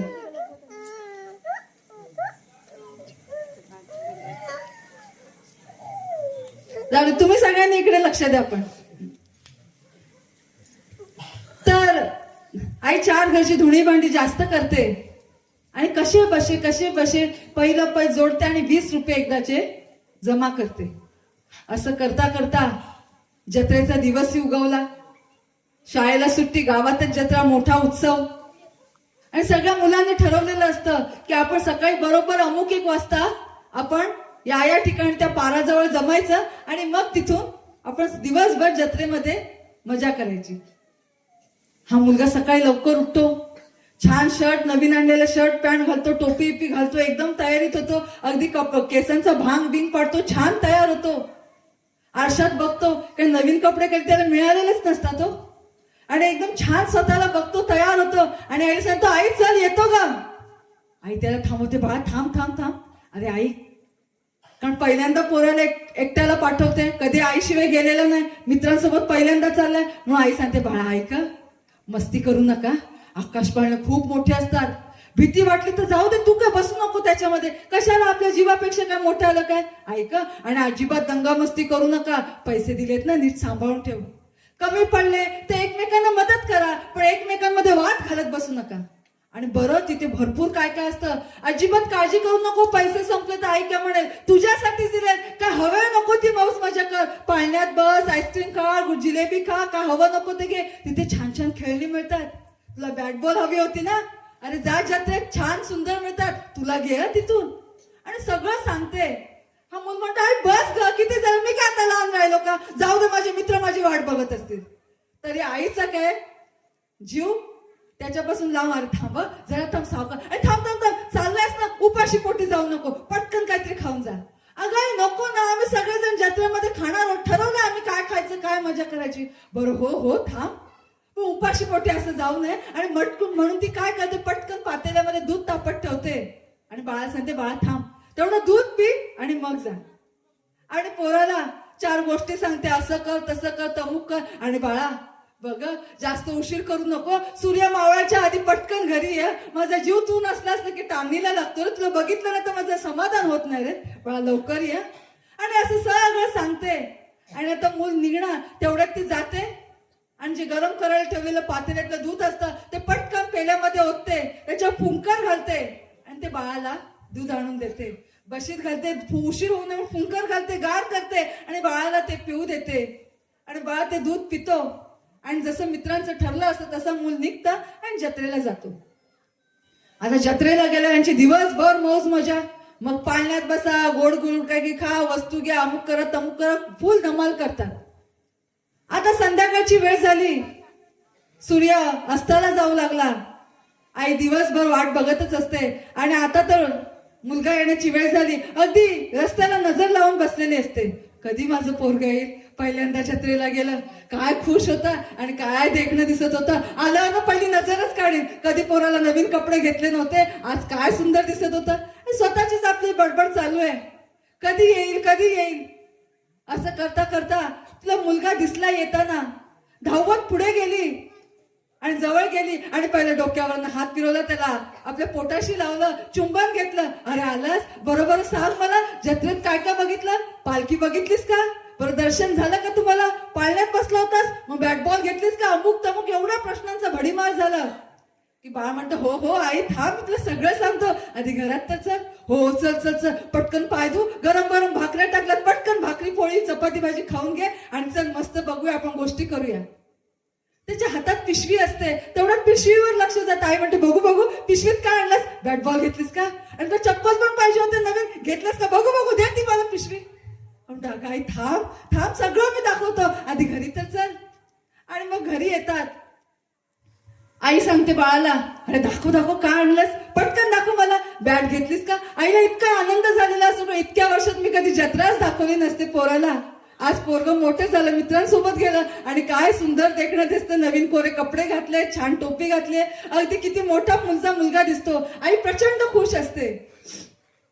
मुलगा सांगतो आईला आई मी पिशवीत काय आणलं तुला बघायचं आहे ना, बरं मी दाखवतो, पण आधी डोळे बंद कर बघू. अरे डोळे बंद करून मी बघणार कशी, दाखव मला पहिलं काय ते. आई सांगितलं ना पहिले डोळे बंद कर मग मी दाखवतो. बरं बाबा केले डोळे बंद, आता हात पुढे कर, केले हात पुढे, दाखव मला काय. आणि मुलगा त्या पिशवीमधून एक वस्तू काढतो आणि आईच्या हातावर ठेवतो आणि आईला सांगतो आई आता डोळे उघड. आई डोळे उघडते आणि हातावर बघते तर काय, तर सांडशी. आता तुमच्याकडे मला माहित नाही सांडशी म्हणजे गरम पातेलं उचलण्यासाठी पक्कड किंवा जे आपण सांडशी म्हणतो ती जी असते ती हातावर असते. ती बघते आणि त्या डोळ्यातून इतके अश्रू घळा घळा घळा वाहू लागतात आणि ती आपल्या पोटाजवळ त्या पोराला घेते आणि असं कवटाळते. आणि तो मुलगाला म्हणते अरे हे बाळा काय नाही आणलंस तू, तुला बॅट बॉल आणण्यासाठी पैसे दिले होते ना आणि माझ्यासाठी सांडशी घेऊन आलास. ते बाळ म्हणतं होय आई, तू माझ्यासाठी जे कष्ट करते ते की मी बघत नाही का, आणि एवढंच कशाला आज सकाळी मी निघालो माझ्यासाठी दूध दिलंस, तुला इतका आनंद झाला होता आणि मला उशीर होऊ नये म्हणून तू माझ्यासाठी दूध आणायला गेलीस आणि तुझ्या लक्षातच राहिलं नाही, तू त्या गरम गरम पातेल्याला हात लावलास आणि तुझे हात पोळले भाजले, मी ते बघितलं. तुला वाटलं मी बघितलं नाही पण मी ते बघितलं, पण मला वाईट वाटू नये म्हणून ते लपवून ठेवलंस, दाखवलंय नाहीस आणि दुधावर फुंकर घातलीस आणि मला दूध दिलंस. मी जेव्हापासून जत्रेला जाणार हे सांगितलं तेव्हापासून मी बघतोय तू रोज एक भाकर कमी करते, स्वतः उपाशी झोपतेस का, तर माझ्या इच्छा पूर्ण कराव्यात. आणि म्हणून आई, आज मला बॅट बॉल नको किंवा काहीच नको, माझ्या आईचे जे हात भाजलेत, पोळलेत, ते पोळू नयेत यासाठी मी सांडशी आणले. ते ऐकतो, ती बाळाचे बोल ऐकते आई, आणि आईला इतकं रडू येतं, इतकी तिचं हृदय अंतःकरण भरून येतं, ती मुलाला अगदी पोटाशी कवटाळते आणि आनंद होतो की आज मी जे कष्ट केले त्या कष्टाची माझ्या पोराने जाण ठेवली. आणि तिच्या मुखातून अंतःकरणातून अनावधानाने ठरवून सुद्धा नाही, अचानक उद्गार येतात, होय पोरा, माझ्या पोराचं कोट कल्याण होऊ दे, त्याची प्रत्येक इच्छा पूर्ण होऊ दे, पोरा तुझं नाव खूप मोठं होशील, आज जे मला कष्ट करायला लागले ते तुला येणार नाही, तू खूप खूप खूप मोठं, अशी भरभरून आशीर्वाद देते. श्रोत्यो, ही गोष्ट इथे संपली. या गोष्टीचं तात्पर्य काय, तर ते मूल म्हणजे कोण, तर आपण इथे जमलेले सगळेजण. आणि ती आई म्हणजे कोण, तर आपले सद्गुरू. आज आपलं सुद्धा कोट कल्याण होण्यासाठी आज आपली सद्गुरू रूपी आई राब राब राब राब राब राब राबते. कुणासाठी, माझ्या शिष्याचं कल्याण व्हावं. आज प्रभूंकडनं अनेकदा आपण ऐकतो की त्यांची इच्छा काय आहे, हजारो नरेंद्र महाराज तयार व्हावेत, ही त्यांची इच्छा आहे. आणि त्यासाठी ते आज अहोरात्र झटतायत. आपलं सोनं व्हावं, आपलं भलं व्हावं, आपला उद्धार व्हावा. आज त्यांना काही कमी त्रास आहे, आज ग्रंथ लिहायला घेतलाय, वेळ मिळत नाहीये. अगदी त्या दिवशी आपण ऐकलं असेल आध्यात्मिक शाळेमध्ये, दिवसभर समस्या तर घेतल्याच, पण परत दुसऱ्या दिवशी ग्रंथ लिहायचा वेळ द्यायचा आहे, तर दुसऱ्या दिवशीच्या समस्या आदल्या दिवशी रात्री घेतल्या. रात्री 11, 11:30 वाजेपर्यंत जागरण केलं, परत त्यांच्या समस्या घेतल्या, परत सकाळी आध्यात्मिक शाळेसाठी उठले आणि सांगितलं की आता परत ग्रंथासाठी बसणार. एवढंच कशाला, ज्यावेळी संप्रदायाची सुरुवात झाली, अनेकांनी टीका केल्या, अनेकांनी आपल्या कार्यक्रमावर दगडफेक केली, पण थांबले नाहीत. का, तर मला माझ्या लेकरांचा उद्धार करायचा आहे. कितीही मला टीका सहन करायला लागल्या, मला कितीही त्रास झाला, तर मी शांत बसणार नाही. अगदी एवढंच कशाला, आता त्यांच्या वयाला हा प्रवाह झेपतोय का, नाही झेपत आहे, पण तरी सुद्धा अगदी सकाळी आध्यात्मिक शाळेमध्ये सुद्धा बोलायला कधी कधी त्रास होतो. डॉक्टरांनी हेही सांगितलं की जास्त बोलू नका, पण कुणाचंही ऐकत नाही. का, फक्त एकच ध्यास, माझ्या मुलांचा, माझ्या शिष्यांचा, माझ्या लेकरांचं भलं झालं पाहिजे. मग आज ते आपल्यासाठी एवढे काबाड कष्ट घेत आहेत, मग आपली जबाबदारी नाहीये का, मग ते आपल्याकडून काय मागताय. आज आपली तीच परिस्थिती, आपल्याला त्यांना सांडशी द्यायची आहे. म्हणजेच काय, त्या आईचे हात पोळले म्हणून त्या बाळाने सांडशी आणली. तसं आज गुरूंनी जे कार्य उभं केलेलं आहे, हा जो जगन्नाथाचा रथ चालवायला घेतलेला आहे, त्याला हातभार लावणं ही आपली जबाबदारी नाहीये का. आणि जर आपण ते केलं नाही तर त्यांचा मुलगा, त्यांची मुलगी, त्यांचा शिष्य, त्यांचा साधक बनण्याची आपल्याला खरंच लायकी आहे का, आपला अधिकार आहे का, तर नाही. आणि म्हणून आज कदाचित मी हे स्पष्ट बोलते, कुणाच्या मनाला हे लागतही असेल, पण आपल्याला लागावं, आपल्याला वाईट वाटावं ह्यासाठी नाही घेते. प्रवचन हे याचसाठी असतं की गोड गोड बोलायचे आणि चिमटे घ्यायचे, आणि त्याचसाठी हे प्रवचन आहे. आणि म्हणून मी तुम्हाला सांगेन, आज आपली सगळ्यांची, म्हणजे मी फक्त तुम्हालाही सांगत आहे, आज माझी तीच जबाबदारी आहे. आज प्रवचनकार म्हणून मला घडवतात त्यांना किती कष्ट पडलेत ह्याची जाण मी ठेवली पाहिजे. त्यांनी मला का प्रवचनकार बनवलं, मग आता माझी जबाबदारी आहे, मी सुखी झाले, आता हा मार्ग मी इतरांना सुद्धा सांगेन, ठणकावून सांगेन की होय तुम्ही योग्य मार्गावर आलेलात, या गुरूंच्या सेवेमध्ये सहभागी व्हा. मी ठणकावून सांगते, माझ्या जीवनात जे सुख समाधान आहे, आपल्यालाही जर हवं असेल तर गुरूंच्या सहवासात या, गुरूंनी दिलेली साधना करा, गुरूंनी दिलेली सेवा करा, गुरूंनी सांगितलेलं आचरण पाळा. मी अगदी गुरूंच्या चरणाची शपथ घेऊन सांगते, आपल्या जीवनामध्ये सुद्धा सुखाची हिरवळ येणार येणार आणि येणारच, आणि त्याचसाठी गुरु आलेले. पण श्रोत्यो, मगाशी पहिला जो दृष्टांत सांगितला तशी आपली गत झाली, आपल्याला किंमत कळत नाहीये, आणि म्हणून आपण अज्ञानापोटी वाया जातोय. आपण एकमेकांची हेवे दावे करतोय, रुसव्या फुगव्यामध्ये अडकलेलो आहोत. अरे आपल्याला वाटतं अरे आम्ही इथे सेवा मर करतोय, आणि स्टेटसला फोटो मात्र अध्यक्षाचा, कशाला जायचं त्या सेवेला.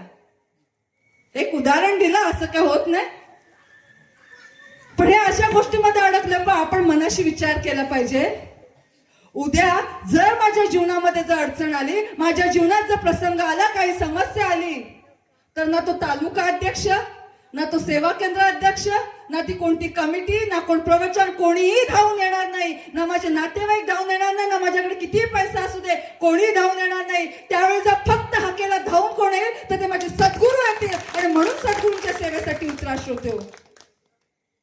फक्त टाळ्या वाजवाव्यात, प्रवचन चांगलं वाटावं यासाठी अजिबात करत नाही. मी खरंच बोलायचं म्हणून बोलत नाही. पोट तिडकीने सांगते की जगद्गुरुजींनी आपल्याला आवाहन केलंय. आता आपण वृक्ष लागवडाचा कार्यक्रम केला, कच्चे बंधारे बांधले. आज आपण ऐकलं नांदेड जिल्ह्याचं कौतुक आहे, 4थ्या क्रमांकाने आपला जिल्हा आलेला आहे. आणि तसंच आता पुढचा उपक्रम आता येतोय तो रक्तदान. हा रक्तदान हा शिबिर येतोय, हे शिबिर येतंय. आपल्या बऱ्याच जणांच्या मनात असतं शिबिर ना, ती कमिटी काय असेल ते बघते, चालतं त्यांचं. ते येतात इथे कॅम्प लावतात, लोक जातात. आम्ही काय बाबा त्यातलं रक्तदान करायला जात नाही. का तर आपल्या मनात भीती असते, अरे रक्तदान कसं करायचं, ते सुई टोचतात, एवढं पिशवीभर रक्त काढून घेतात, मला का उद्या झालं बिलं मग, येते ना मनात भीती. पण श्रोते हो, आज विज्ञानाने एवढी क्रांती केली की अगदी कृत्रिम बुद्धिमत्ता तयार केली. पण तरी सुद्धा या विज्ञानाला रक्त बनवता आलं नाही. हे फक्त माणसाच्या शरीरातच तयार होतं. आणि मी सगळ्यांना सांगेन की एकदा हॉस्पिटलला जाऊन फेरी मारून या आणि मग बघा काय एक एक पेशंट असतात. एवढीशी बारकी पोरं आपल्या मृत्यूशी झुंज देत असतात. का तर रक्त मिळत नाही. असे काही आजार आहेत, किडनी फेल्युअर आहे, ब्लड कॅन्सर आहेत, थॅलेसिमिया आहेत, असे काही आजार आहेत की याच्यामध्ये दर 5 दिवसांनी 15 दिवसांनी रक्त बदलावं लागतं आणि त्यांना रक्त मिळत नाही. आज कल्पना करा, ही छोटी जशी मुलं भेटले, त्या आईला काय दुःख होत असेल. ही सगळी मुलं खेळताय आणि माझं पोर विचार त्या अंथरुणावर खेळतंय. का तर रक्त मिळत नाहीये. बरं मिळालं तर त्यासाठी किंमत किती मोजावी लागते. आणि आई वडील एकदा आणतील, पण दर 15 दिवसांनी रक्तासाठी पैसे आणायचे कुठून. आज काय अवस्था त्यांची होत असेल. आणि अशा पेशंटसाठी आपण ज्यावेळी रक्त देतो, ज्यावेळी एखादा मोठा ऍक्सिडेंट होतं, त्या ऍक्सिडेंट मध्ये जो कोणी पडलेला असतो, जो अपघातग्रस्ती असतो, मृत्यूशी झुंज देत असतो, रक्ताच्या थारोळ्यात पडलेला असतो, रक्त वाहत असतं, तो कुणाचा तरी बाप असतो, कुणाची तरी आई असते, कुणाचा तरी मुलगा असतो, कुणाची तरी आत्या असते, कुणाचा तरी काका असतो. घरचे वाट बघत असतात आणि तो मृत्यूच्या थारोळ्यात, त्या रक्ताच्या थारोळ्यात पडलेला असतो. रक्त मिळत नाहीये आणि प्राण गमवावा लागतो. अशा वेळी आपला दाता जातो आणि रक्त देतो, एक देवदूत बनून जातो. त्यावेळी त्याला जो होणारा आनंद असतो ना, त्यावेळी अंतःकरणातून उद्गार निघतात. कोणी रक्त दिलंय माहित नाही, पण जो कोणी दाता आहे ना, त्याचं कोट कल्याण होऊ दे. आणि म्हणून श्रोते हो, ह्या रक्तदानासारख्या या महाकुंभामध्ये, या महायज्ञामध्ये आपण सुद्धा सगळ्यांनी सहभागी होऊया. घाबरायचं काय त्यामध्ये, कारण आज ते एवढ्याशा पोराला रक्त चढवण्यासाठी एवढ्या सुया टोचाव्या लागतात. आपण तर धडधाकट आहोत, सुंदर नरद्या मिळाल्या, एक सुई टोचली जाते कळतही नाही. बरं रक्त काढलं म्हणजे आपण काय आजारी पडतो का, हाच तर गैरसमज आहे. जसं जगद्गुरुशी अनेकदा उदाहरण देतात की विहीर आहे आणि त्या विहिरीमध्ये पाणी आहे. आपण सगळ्यांकडे विहिरी आहेत, आपण आपल्या शेतामध्ये विहिरी खणल्या असतील. या विहिरीमध्ये पाणी आहे, ते पाणी जर तसंच साचून राहिलं तर एक दिवस ते पाणी खराब होतं ना. पण त्या पाण्याचा उपसा केला की नवीन झरे फुटतात, नवीन पाणी तयार होतं. अगदी तसं ज्यावेळी आपल्या शरीरातले रक्त वर्षानुवर्ष साचलेलं आहे, ते रक्त जेव्हा काढतो तेव्हा नवीन रक्ताची निर्मिती होते. आणि मग रक्तदाब, मधुमेह, हृदयविकार यांसारख्या आजारांचं प्रमाण कमी होतं. आणि म्हणून रक्तदान करावं, ते आपल्या आरोग्यासाठी तर चांगलंच आहे, पण इतरांसाठी सुद्धा, म्हणजे आपल्या करण्यासाठी. म्हणजे जगद्गुरुजी सांगतात ना की तुम्ही जगा, स्वतःसाठी जगायचंय, आपलं आरोग्य चांगलंच होणार आहे आणि सोबत दुसऱ्यालाही जगवायचं. त्यासाठी हे रक्तदान शिबिर आहे. आणि त्यामुळे महिला वर्गाला मी खास करून विनंती करेन की घाबरू नका की कसं रक्तदान करायचं.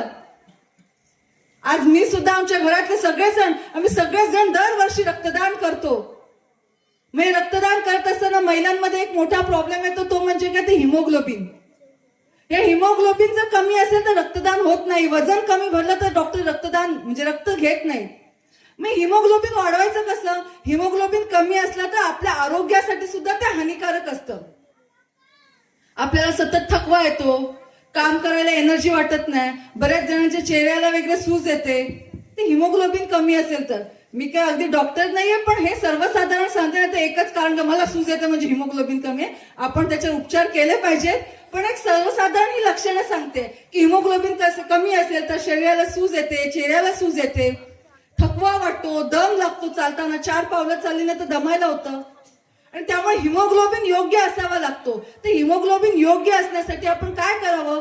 तर शेंगदाणे आणि गुळ खावे.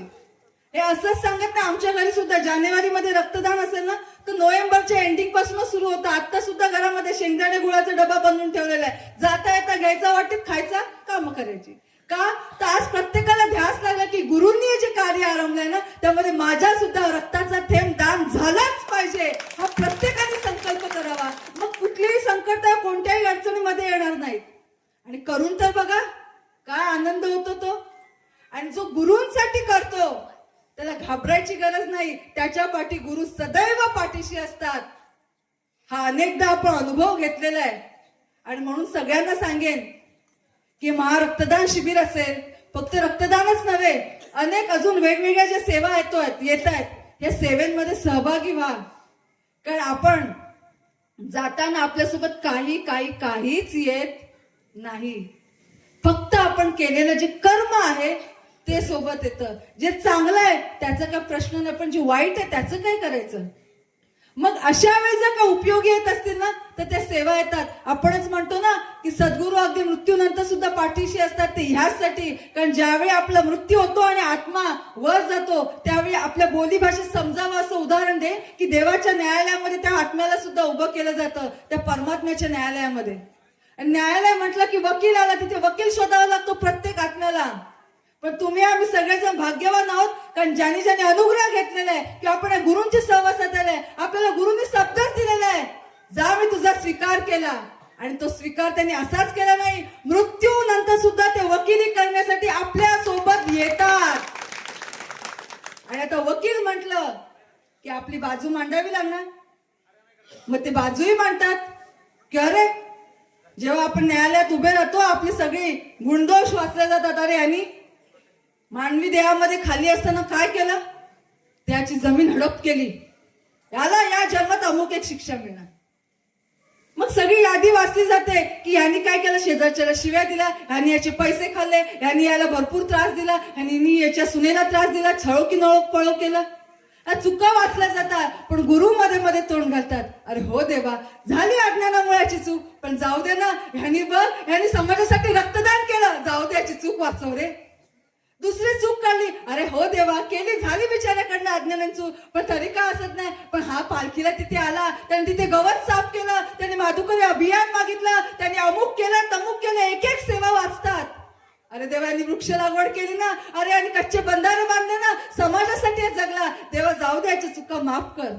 आणि भगवंताकडनं हा सद्गुरू रूपी वकील एक एक चुका आपल्या माफ करून आपल्याला पुण्य किंवा चांगलं कर्म, चांगल्या गोष्टी कशा देता येईल यासाठी प्रयत्न करतात. पण हे ज्यावेळी आपण करू तेव्हा सद्गुरू बाजू मांडतील ना. जर आपल्या खात्यातच काय नसेल तो गुरु एवढा मोठा वकील आहे, नावाजलेला आहे, पण आपल्या खात्यात पुरावेच नसतील आपल्याकडे, तर तो वकील तरी काय बाजू मांडणार? नाही ना मांडू शकत, किती मोठा असला तरी. आणि म्हणून श्रोते सगळ्यांना अगदी कळकळीची विनंती आहे की सेवेमध्ये सहभागी व्हा.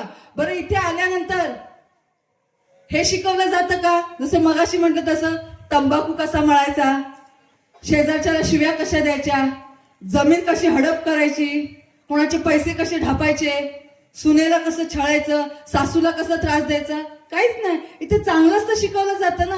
आणि म्हणून सगळ्यांना सांगेन की आपण सगळ्यांनी या सेवेमध्ये सहभागी व्हा. अगदी आपल्यासोबत आपल्या मुलांना, आपल्या मुलींना, सगळ्यांना, आपल्या घरातल्या कुटुंबियांना, सगळ्यांना याच्यामध्ये घेऊन या. कारण मी माझं स्वतःचं उदाहरण देईन की मी लहानपणापासून आई वडिलांनी गुरूंच्या सहवासामध्ये नेलं, त्यांचे संस्कार झाले. आज बघायला गेलं तर तुम्ही सगळेजण मोठे आहात माझ्यापेक्षा, वयानं, कर्तृत्वानं, अनुभवानं, सगळ्यांनी. पण तरी सुद्धा आज मी तुम्हाला प्रवचन करते, उद्बोधन करते, हे माझं मोठेपण सांगत नाहीये, हे उदाहरण समोर सांगते ते ह्यासाठी ही माझ्यात ताकद खरंच आहे का, ही स्वतःची माझी खरंच विषाद आहे का, लायकीच नाहीये, पण तरी सुद्धा या देहाला किंमत जर कोणी आणली असेल ना तर त्या गुरूंनी आणली. मी त्यांच्याकडे गेले. आज माझ्या वयाचे माझे मित्र मैत्रिणी मी सुद्धा बघते, शनिवार रविवार आजकाल सगळीकडे म्हणजे मुंबईसारख्या किंवा पुण्यासारख्या शहरी भागामध्ये बघितलं, आज मोठमोठ्या IT कंपनीमध्ये तरुण तरुणी काम करतायत. सोमवार ते शुक्रवार काम करायचं आणि शनिवार रविवार वीकेंड साजरा करायचा. म्हणजे काय, तर सगळ्या मित्रमैत्रिणींनी अगदी सेलिब्रेशन करायचं, एन्जॉय करायचं, आठवडाभर कमवलेलं असेल ते सगळं तिकडे वापरायचं. आणि आमचा सगळा कोकण भागाला सगळा समुद्र किनारपट्टी भाग, आमच्या म्हणजे जिथे मी राहते सगळा समुद्र किनारपट्टी आहे. आणि आम्ही सुद्धा कधीतरी फेरफटका मारायला जातो समुद्रावरती, कधी वेळ मिळाला तर. तेव्हा बघायला मिळतं अनेक तरुण तरुणी मुलं मुली तिथे आलेले असतात किनारपट्टीवर. का, तर शनिवार रविवार सुट्टी एन्जॉय करायचं. एन्जॉयमेंट कसली असते, तर त्या छान तुम्ही टीव्ही मध्ये बघितलं असतं, त्या खुर्च्या असतात त्याच्यावर झोपायचं, एवढे छोटे छोटे कपडे घालायचे आणि मग सिगरेट ओढायची. हे मी स्वतःच्या डोळ्यांनी बघितलंय. त्यातही फॅशन अजून 2 जण असतील, एकच ओढायची, शेअरिंग. मी ओढायची, त्याला द्यायची, तो ओढणार, मी घेणार. ग्लास असतो सोबत, तेही एकच, एक घोट मी घेणार, एक घोट तोच घेणार. त्याच वयाची मी एकाच शाळेमध्ये शिकले. असे अनेक प्रसंग बघितले की माझ्या बरोबरचे बाकी सगळे त्याच वयाचे. शनिवार रविवार मिळाला की कुठेतरी बाहेर जायचं, एन्जॉय करायचं. पण तीच मी शनिवार रविवार मिळाला की कुठेतरी जायचं, तिथे प्रवचन करायचं, तिथे सेवा करायची. हा फरक कशामुळे, गुरूंमुळे. आज ती मुलं आई वडिलांपासून दूर गेलेली असतात. आई वडिलांना रात्रीचा घोर लागलेला असतो, 12 वाजता तरी पोरगी अजून घरी आली नाही.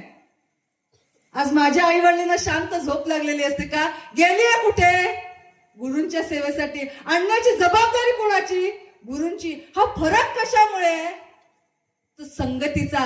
गुरूंच्या सहवासात गेला, इथे तुम्हाला काहीच वाईट शिकवलं जाणार नाही.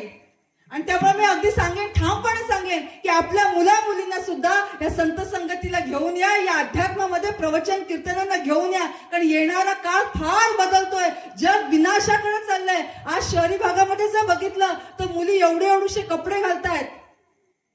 आईने वास्तविक पाहता दम भरायला पाहिजे, पण आईच सांगते अरे एवढूस घातलं, तिने बघ एवढूस घातलंय, तू पण एवढं घाल. ही परिस्थिती आहे.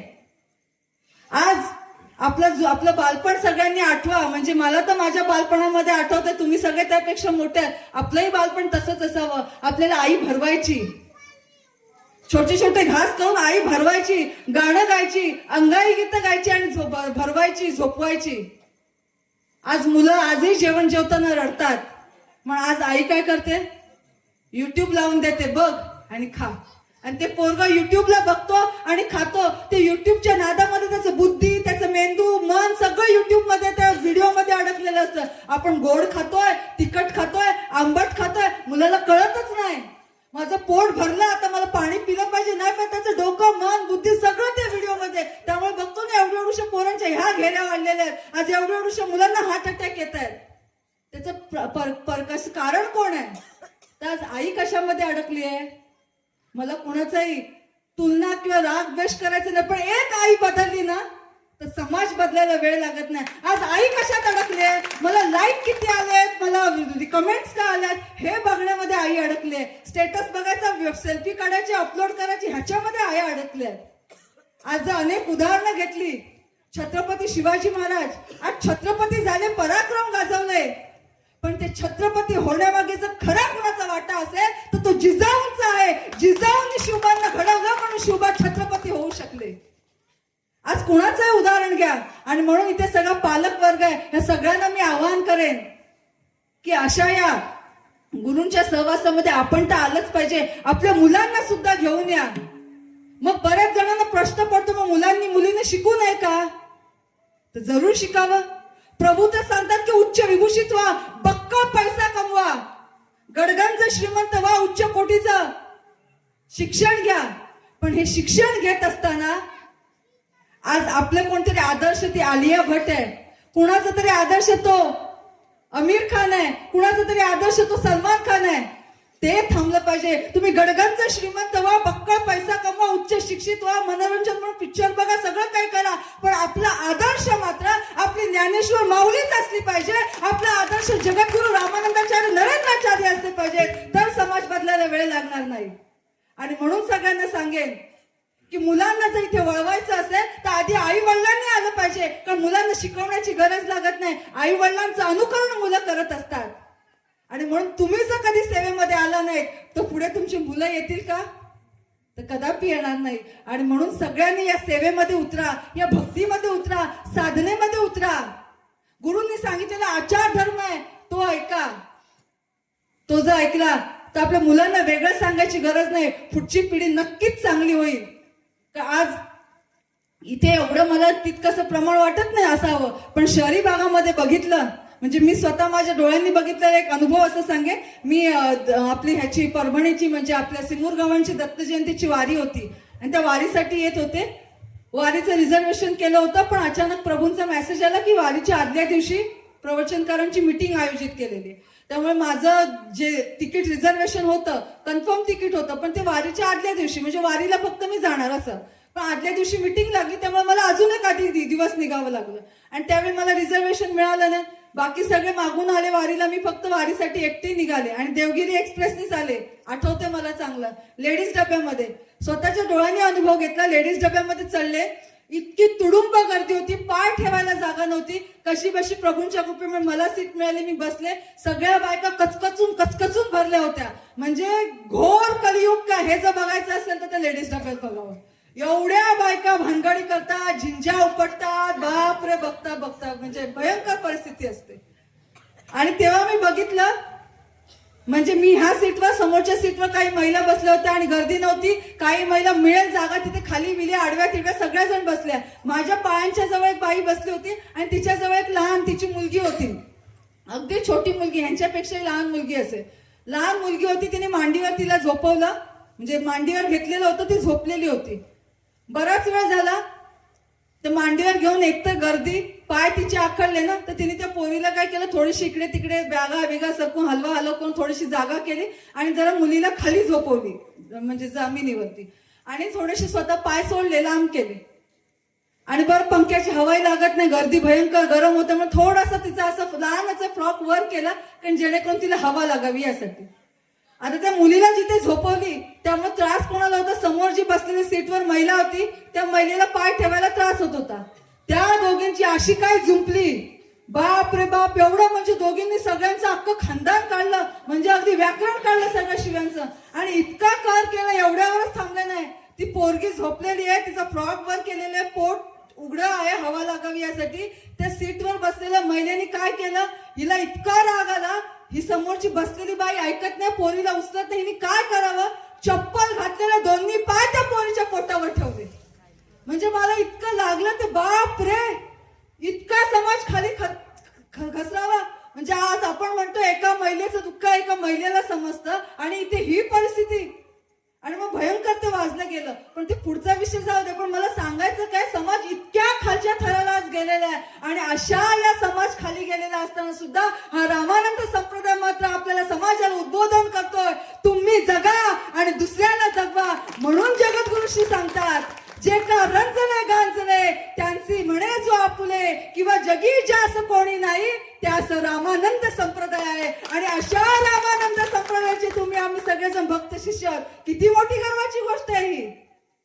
आणि म्हणून श्रोतेहो, पुन्हा पुन्हा पुन्हा पुन्हा खरं सांगायला गेलं तर आज इथे उभं राहण्यापूर्वी विषय काहीतरी वेगळा काढून आली होती, भजनं कुठली घ्यायची वेगळी काढून आली होती, पण मगासपासून भजनच झालं नाही.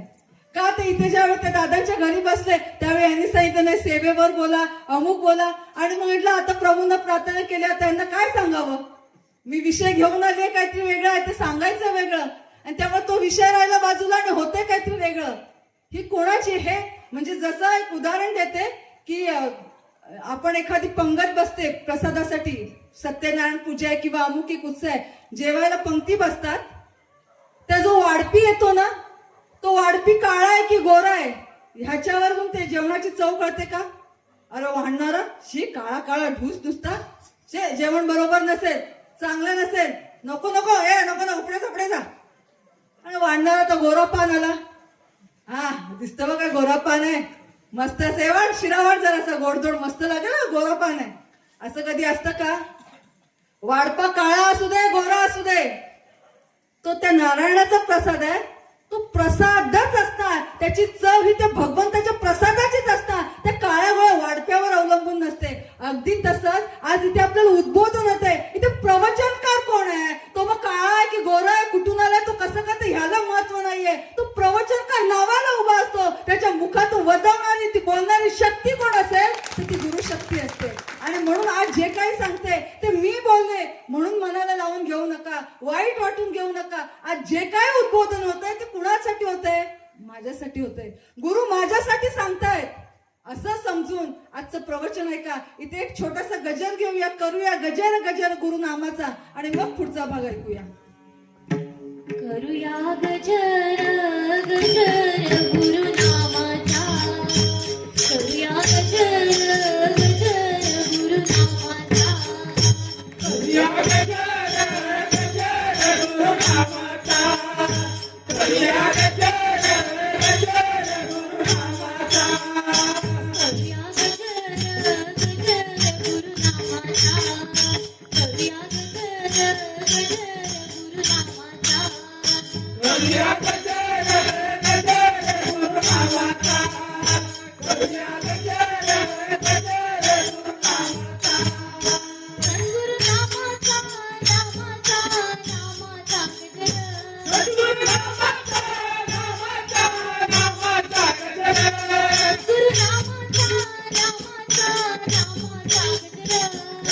सद्गुरुनामाचा नामाचा नामाचा गजर. करूया गजर गजर गुरुनामाचा, करूया गजर गजर गुरुनामाचा, करूया गजर गजर गुरुनामाचा, करूया गजर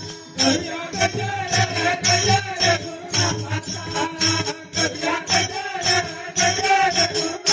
गुरुनामाचा. सद्गुरुनामाचा नामाचा नामाचा गजर, सद्गुरुनामाचा नामाचा नामाचा गजर, नामाचा नामाचा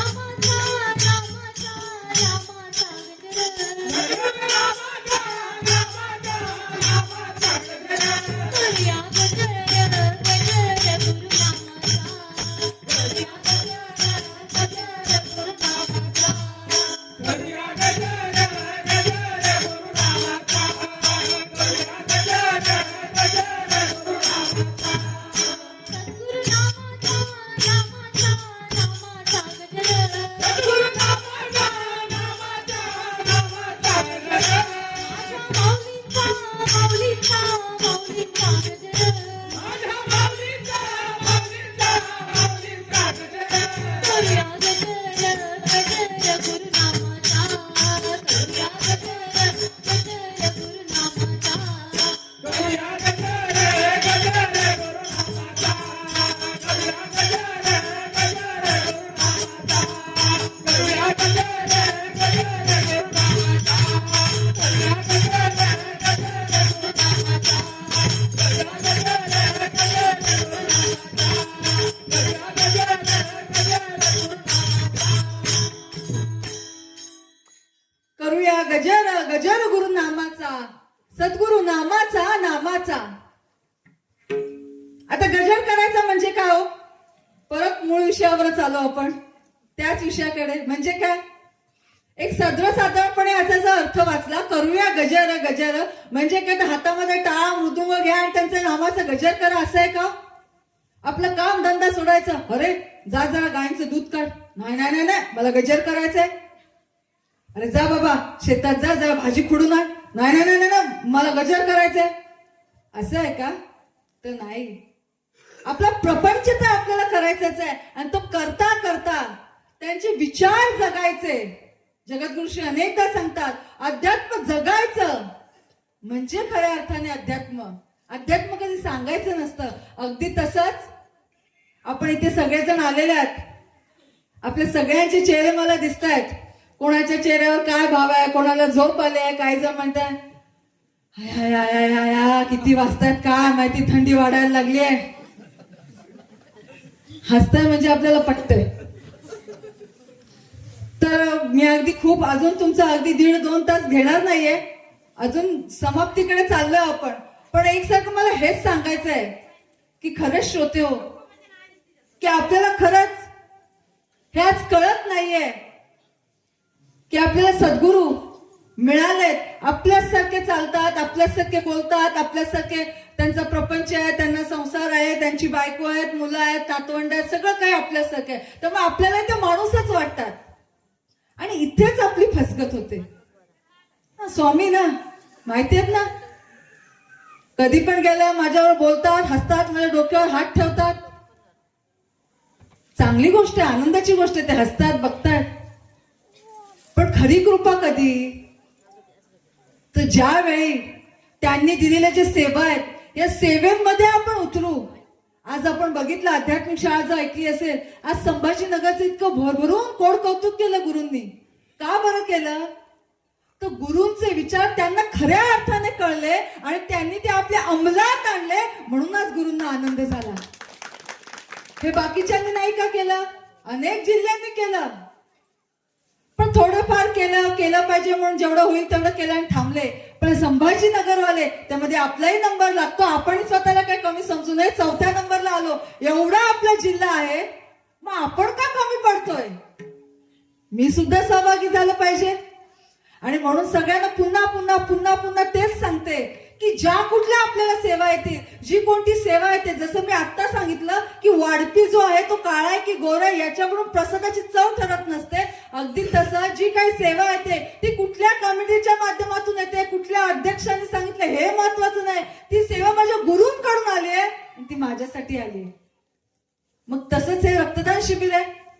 आणि मी सगळ्यांना इथे अगदी विनंती करेन की जे रक्तदान शिबिर आहे, सगळ्यांनी स्वतः या रक्तदानामध्ये सहभागी व्हा. सगळ्यांनी संकल्प करा की मी माझ्या रक्ताचा थेंब देणारच, असा संकल्प करूया.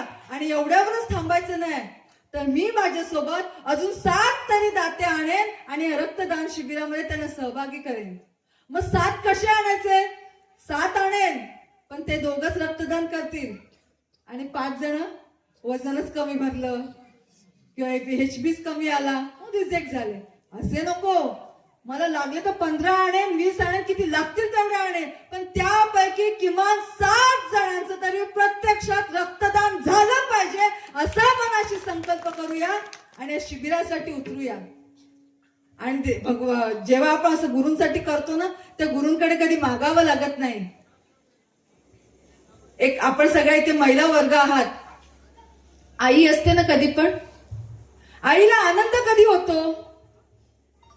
पोरांनी मला चांगली भरजरी साडी आणली, मला चांगला सोन्याचा दागिना केला, म्हणजे आई खुश असते का?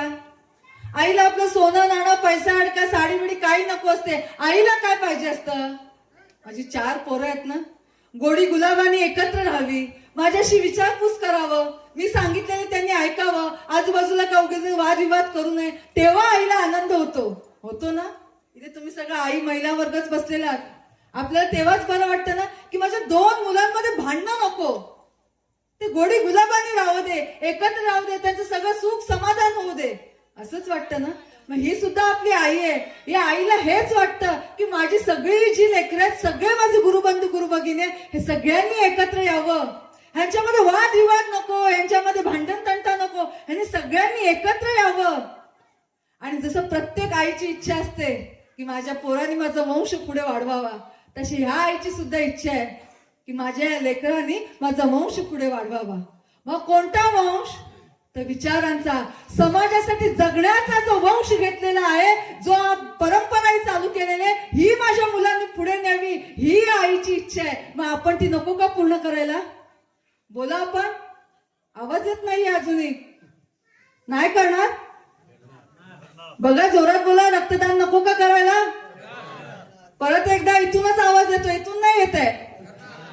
अजूनही आला नाही. इथून पुरुषांचा आवाज येतो, महिलांचा काय येत नाहीये. अजूनही भीती आहे का मनात? अजूनही मनात शंका कुशंका आहेत? बोला, आपण केलं पाहिजे ना रक्तदान? हो तरी बोला. अजूनही येत नाही आवाज. बोला. मी हो बोलल्याशिवाय पुढेच जाणार नाही. त्यामुळे बोला लवकर. घरी जायचं लवकर, तर पटकन हो बोला आणि घरी जा. बोला. बोलणार जोरात अजून. तरी आज महिला बोलतायत. मागच्या वाटतं ते इथे बसलेत पण घरी पोचलेत मनाने. बोला. मागच्यांसाठी प्रश्न आहे. रक्तदान करणार ना? बघा जे जे हो बोलतायत आता कोण कोण हो बोललाय मी काय ऐकलं नाही. काळोखामध्ये कोण हो बोललाय पण जे जे हो बोललेत ना त्यांना ते यायला लागेल. का हे आहेत नाही ते. अरे त्या दिवशी तर प्रवचनात हो बोलला आता का नाही चल पहिला आणि ते घेऊन येणार. म्हणून सगळ्यांनी म्हणून मी तुमच्याकडनं हो वाचून घेतलं. जे जे हो बोलत त्यांना यायला लागेल आणि जे काहीच बोलले नाहीत त्यांनाही लक्षात ठेवा आपली अशी अवस्था होऊ नये त्रिशंकूसारखी ना घर का ना घाटका मधल्यामध्ये. त्यामुळे सरळ आपण इथे यायचं निश्चित बसायचं काळजी करायची नाही. कारण हे जे कार्य आहे ना हे आपल्याला वाटतं अरे मी गेलो नाही तर कसं होईल. जर आपण नाही ना सहभागी झालो तर हे कार्य थांबणार नाही. हा विक्रम जो गाठायचा आहे तो जगद्गुरुशींचे कार्यकर्ते अनेक आहेत. जगद्गुरुशींचं हे कार्य अफट आहे. आपण नाही तर दुसरं कोणतं आहे पण विक्रम मात्र होणार. मग त्या विक्रमामध्ये आपण सहभागी व्हायचं की नाही हे आपण ठरवायचंय. आपल्या बाजूलाच मी आता येताना बघितलं संगम आहे नदी वाहत आहे. ते नदीवरती कोणी आपले जाऊन हातपाय धुवून घ्यावेत आणि स्वच्छ व्हावं हे आपल्या हातामध्ये. आपण हातपाय धुतले नाही म्हणून नदी का थांबणार आहे का. तिचा प्रवाह चालूच राहणार आहे. अनेकांची तहान शमवणं ही ती चालूच ठेवणार आहे. पण आता आपण पाणी प्यावं तहान शांत करावी की नाही हे आपल्या हातात आहे. त्यामुळे सगळ्यांना अगदी चांगली संधी आलेली आहे. आपण सगळ्यांनी सहभागी व्हा आणि जो जो सेवा करतो त्याच्या पाठी गुरु नक्की राहतात. मी एक अनुभव सांगेन आणि प्रवचनाची सांगता करेन की आज जसं मी इथे प्रवचनाला आली नांदेड जिल्ह्यामध्ये या मनूर गावामध्ये तसंच एकदा प्रवचनाची सेवा नाशिक जिल्ह्यामध्ये होती आणि तिकडे गेली होते. आणि ते तिथे नेण्यासाठी स्टेशनवरून तिकडचे बाबळ काका म्हणून आध्यात्मिक प्रमुख आहेत तर ते आले होते घ्यायला आणि त्यांनी त्यांचा प्रसंग त्यांच्या जीवनामधला तो सांगितला. हे बाबळ जे आहेत ते काय करायचे स्वतः ते गुरुमार्गात अनुग्रहित आहेत आध्यात्मिक प्रमुख म्हणून कार्य करत होते. तर ते काय करायचे गावागावामध्ये फिरायचे आणि गुरूंची महती सांगायचे. का तर आज माझ्या जीवनात जे सुख आलं ते प्रत्येकाला मिळावं आणि प्रत्येकाच्या घरोघरी जाऊन सांगायचे बाबा अध्याय वाच जप कर अमुक कर तमुक कर सगळं काही सांगायचे. काही लोकांनी ऐकलं काही लोकांनी इथून ऐकलं इथून सोडून दिलं पण तरी प्रत्येकाच्या घरोघरी जात होते असं. आणि अगदी कोणाच्या घरी गेल्यानंतर कोणाला पटलं तर त्याला ग्रंथ पाहिजे जपमाळ हवी आहे तर स्वतःच्या पदरच्या खर्चाने खरेदी करायची आणि त्याला द्यायचे की बाबा घे आणि तुझी भक्ती चालू ठेव. असं करता करता काही दिवसांनी त्यांची थोडी तब्येत बिघडली. तात्पुरतं डॉक्टरकडे गेले औषध घेतलं थोडं बरं वाटलं. परत काही दिवस गेले की परत आजार वर तोंड काढायचा आणि म्हणून मग मोठ्या डॉक्टरकडे गेले हॉस्पिटलमध्ये गेले आणि मग कळलं निदान आलं की ह्यांच्या दोन्ही किडन्या बाद झाल्यात फेल झालेल्या आणि दोन्ही किडन्या फेल झाल्या त्यामुळे हा वरचेवर त्रास होतोय. आणि आता दोन्ही किडन्या फेल आपल्यासारखं जर माणसाने ऐकलं तर आपल्या पायाखालची जमीन हादरते ना. आणि ते मनाने अजून खंगले की अरे रे आता काय करायचं दोन्ही किडन्या फेल. मनावर नाही म्हटलं तरी परिणाम होतोच आपल्या. आणि मग त्यांची परिस्थिती म्हणजे त्यांची तब्येत आहे ती दिवसागणी खंगत खंगत गेली. औषध उपचार करत होते पण औषधांना काय गुण येत नव्हता. आणि त्या किडन्या फेल म्हणून सुरुवातीला ठीक होतं की औषधांवर चालू होतं मग नंतर डायलिसिसवर आले. डायलिसिस म्हणजे काय तर किडन्या फेल त्यामुळे शरीरामध्ये जे रक्त शुद्धीकरण होतं ते होत नव्हतं त्यामुळे रक्त भरायला लागायचं. मग सुरुवातीला दर 2 महिन्यांनी रक्त मग हळूहळू ते दिवस कमी झाले आता दर 1 महिन्यांनी रक्त बदलायला लागतं. तेही कमी झालं अगदी दर 15 दिवसांनी रक्त आलं आणि मग अगदी एवढं आलं की आता दर 4-5 दिवसांनी रक्त बदलायला लागतं. आणि आता म्हणजे एवढी परिस्थिती खालवली की हॉस्पिटलमध्ये त्यांना ऍडमिट करून ठेवलं. डॉक्टरांनी सांगितलं की नातेवाईकांना पण बोलवून घ्या जे काय 4 दिवस काढतील ते काढतील. प्रयत्न चालू आहेत पण ते औषधांना काही रिस्पॉन्स दिला पाहिजे ते काही देत नाहीयेत. त्यामुळे काय 4 दिवस काढतील 6 दिवस काढतील ते पण नातेवाईकांना बोलवून घ्या असं सांगितलं. मग गावोगाव सगळी बातमी पसरते बाबा तो बाबा आपल्या घरी आलेला तो आजारी पडला. आपल्याला माहितीये गावामध्ये काय कशी बातमी पसरते ती. मग गावातली लोक सुद्धा भेटायला यायला लागली हॉस्पिटलमध्ये की जाऊन बघून एवढा घरी येऊन गेला चांगला माणूस असं तसं. आणि मग जो तो येऊन भेटायला लागला. आता आपल्याला माहितीये जगाची रीतच आहे आपली तब्येत कशी याची चौकशी राहिली बाजूला. पहिला प्रश्न काय बापरे एवढं स्वामींचं करतोस ना तू आणि तुला कसं झालं. होतं ना आपल्या बाबतीत पण हे त्यांच्या बाबतीतही पण. आणि त्या बाबळांना इतकं वाईट वाटायचं त्यांची पक्की खात्री होती की हा जो भोग आहे माझ्या नशिबाचा भोग आहे, त्यात गुरु काय करणार? उलट माझं सद्भाग्य आहे की गुरु असताना माझा तो भोग आज भोगून संपतोय. पण हे या लोकांना कोण सांगणार? आणि त्यांना सांगायचं होतं, पण शरीरात आता सांगायची तेवढी ताकदही नव्हती. त्यामुळे त्यांना इतकं वाईट वाचायचं आणि ते मनोमन प्रार्थना करायला लागले प्रभूंना की प्रभू काय करा, हे आता का मला सहन होत नाही. शरीराला वेदनाही खूप होत आहेत, खर्चही खूप होतो, आर्थिक परिस्थिती सुद्धा आपल्या सर्वसामान्यांची काय असणार एवढी, त्यामुळे तेही होत नाही. आणि लोकांची तोंड कशी बंद करायची? त्यामुळे आता बस झालं, भरपूर झालं, आता मला लवकर याच्यातून सोडवा, सुटका करा म्हणून मनोमन प्रार्थना सुरू होती. आणि झालं असं की आता डॉक्टरांनी सगळ्या लोकांना, नातेवाईकांना बोलवून घ्यायला सांगितलं आणि यांनाही कळलं आता का मी जास्त दिवस काढत नाही.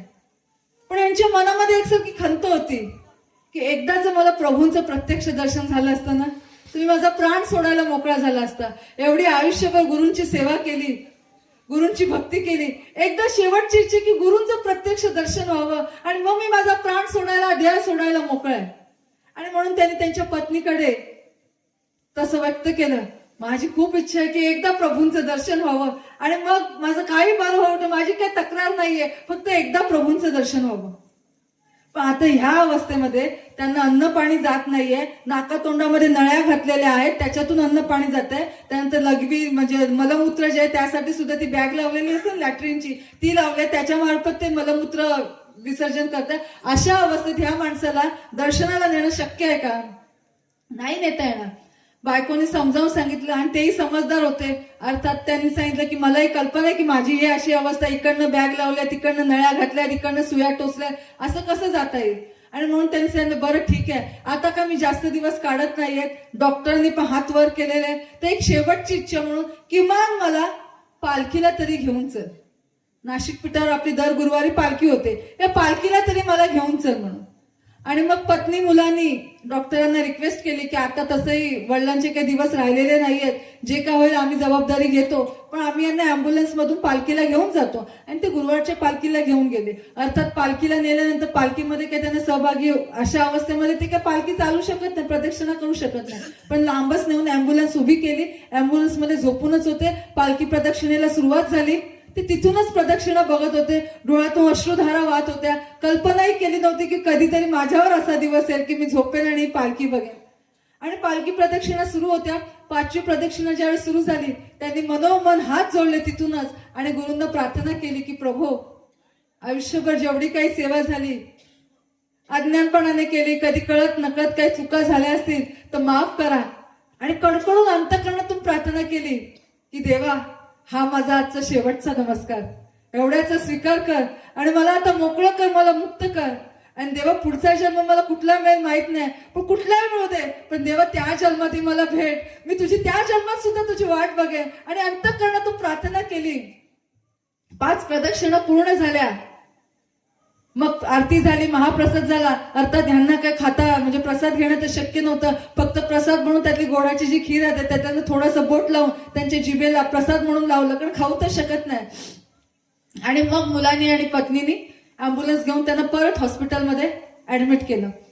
हॉस्पिटलमध्ये गेले, संध्याकाळचे म्हणजे रात्रीचे गेले, पालखी वगैरे संपून ऍडमिट झाले. आणि दुसऱ्या दिवशी त्यांचा दिवस होता परत डायलिसिस म्हणजे रक्त चढवण्याचा दिवस होता. तर ते रक्त चढवण्या अगोदर काही टेस्ट केल्या जातात, ते रिपोर्ट आले की मग रक्त चढवायचं म्हणून त्यांच्या काही टेस्ट केल्या गेल्या. टेस्ट केल्या गेल्या, डॉक्टरांनी रिपोर्ट बघितले आणि डॉक्टरांनी पत्नीला आणि मुलाला लगेच बोलवून घेतलं केबिन मध्ये.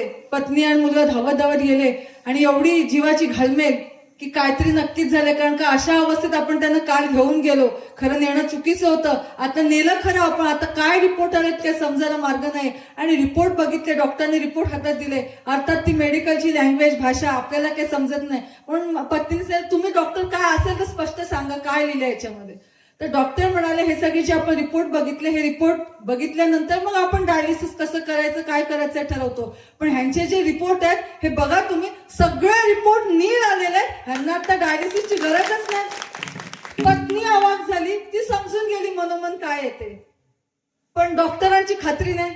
त्यामुळे डॉक्टरांनी विचारलं की असं हे शक्य नाहीये, आपण आजचा दिवस फक्त जाऊया, जाऊ दे, उद्या परत रिपोर्ट करायचे, उद्या रिपोर्ट काय ते बघू आणि मग काय ते ठरवू. म्हणून आजचं डायलिसिस उद्यावर ढकललं.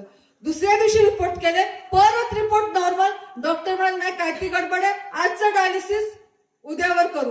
असं लगातार त्यांनी जवळ 6-7 दिवस ते डायलिसिस पुढे ढकललं आणि मग डॉक्टरांनी सांगितलं की आता यांना डायलिसिस करण्याची आवश्यकता नाही, यांचे सगळे रिपोर्ट अगदी नील आलेले आहेत, नॉर्मल आलेले आहेत. आणि तो माणूस त्या दिवशी मला न्यायला आला होता. ताई हा बघा हाच मी तो. पालखीला गेलो होतो, ती लॅट्रिन बॅग नाकातून नळ्या घेऊन मी गेलो होतो, शेवटचा नमस्कार करून आलो. माझ्याकडे बघून वाटतंय हा तोच मी आहे. आजही माझ्या किडन्या फेल आहेत, मला औषधं घ्यावी लागतात, गोळ्या घ्याव्या लागतात. पण गुरूंची कृपा काय, जे डायलिसिस करायला लागत होतं ते मात्र माझ्या गुरूंनी बंद केलं. हे कशाची फळ आहे, तो गुरूंची केलेली सेवा. जर गुरु त्यांना अनुभव देऊ शकतात तर ते आपल्याला नाही का देता येणार? देतील ना, अवश्य देतील. पण कधी, ज्यावेळी म्हणजे काही जणांना आता इथे प्रश्न पडेल, अरे मग माझा कॅन्सर आहे, मला डायबिटीस आहे, बरं होईल का? पटकन मनामध्ये येतं ना. ह्याची उत्तर दोन्ही आहेत, हो पण आणि नाही पण. का? जर तेवढ्या लेवलची श्रद्धा असेल तर नक्की बरं होईल, पण जर नसेल तर किती करा नाही बरं होणार. आणि इथे काय चमत्कार आहे किंवा हे अशातलं भाग नाही. गुरु हे काय असतं, अष्टसिद्धी प्राप्त असतात, त्यांच्या अष्टसिद्धी त्यांच्या पायाशी लोळण घेत असतात. त्यामुळे त्यांच्या किडन्या काय अगदी बऱ्या न झाल्या, किडन्या अजूनही फेल आहेत, गोळ्या घ्याव्या लागतात. पण जे डायलिसिस करावं लागत होतं ते मात्र गोळ्यांवर आणलं. म्हणजे आपण जे म्हणतो ना की हातावरचं बोटावर निभावलं, ती आज गत आहे. आणि आजही तो माणूस, त्याने प्रवचनाची तिथे सेवा लावली होती आणि त्यांनी सांगितलं हा बघा ताई हा मी धडधकड. माझ्याकडे बघून आता तर तुम्हाला वाटतं का की माझ्या दोन्ही किडन्या फेल आहेत, मी आज अंथरुणावर होतो पण आज तुम्हाला घ्यायला आलो. ही माझ्या केवळ आणि केवळ माझ्या गुरूंची लीला आहे, त्यांची कृपा आहे. आणि श्रोतेहो, म्हणून सांगते, हा आता एकच अनुभव सांगितला, असे हजारो अनुभव आहेत. आणि म्हणून पुन्हा पुन्हा खात्रीनिशी सांगते की आपल्याला असं वाटतं गुरु कुठे आहेत, नाणीच थांबलाय, नाहीयेत गुरु. आता सध्या तुम्ही ते सगळेजण बसलेत ना, प्रत्येकाच्या हृदयामध्ये गुरु आहेत. कोण उठून चाललाय, कोण इथे बसलाय, हे गुरु सगळेजण बघत असतात. का तर ते कुठे आहेत, अंतःकरणात आहे. आपण त्याला इकडे तिकडे शोधतो. म्हणून तर ते ठणकावून सांगितलं ना, अणु रेणू देवा आहे, नरेंद्र म्हणे शोधून पाहे. आणि तो नक्की दिसेल. पण त्यासाठी जसं मगाशी पूर्वात आपण सुरुवात केली, तुम्ही राम आठवा, थोडं पुण्य साठवा. हे पुण्य साठवण्याचा मार्ग, हे राम आठवण्याचा मार्ग, यासाठी हे विविध सेवा दिल्या. मग वृक्ष लागवड करा, कच्चे बंधारे बांधा, रक्तदान करा, माधुकरी अभियान करा, वारी उत्सवाला या, पालखीला या, पिठावर जा आणि सेवा करा. हे सगळं कशासाठी आहे, तर तुमच्या माझा उद्धार व्हावा, घडावा, यासाठी हे श्रोतेहो. आणि मी जसं मगाशी म्हटलं त्याप्रमाणे लक्षात ठेवा की येणाऱ्या काळामध्ये आपला संप्रदाय सुद्धा इतिहासच रचणार आहे आणि त्याचे सगळेजण आपण साक्षीदार आहोत. हे लिहून ठेवावं.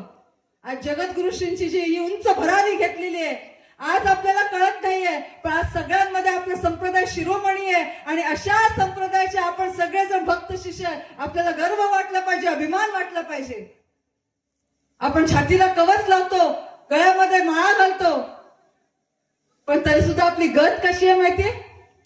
त्या जंगलामधनं मेंढ्या जात असतात ना, त्याच्यामध्ये एक बछडा असतो सिंहाचा, त्याला माहीतच नसतं मी सिंहाचं पिल्लू आहे, आणि ते पण बकऱ्यांसारखं बे बे करत जात. आपली तीच अवस्था झाली आहे. आपण सुद्धा इतरांसारखं प्रपंचामध्ये गुंतलेलं आहे. पण अरे आपण हे संपूर्ण सम्राट आहोत या राज्याचे. कुठल्या राज्याचे? मनूर गावाचे नाही म्हणत आहे मी.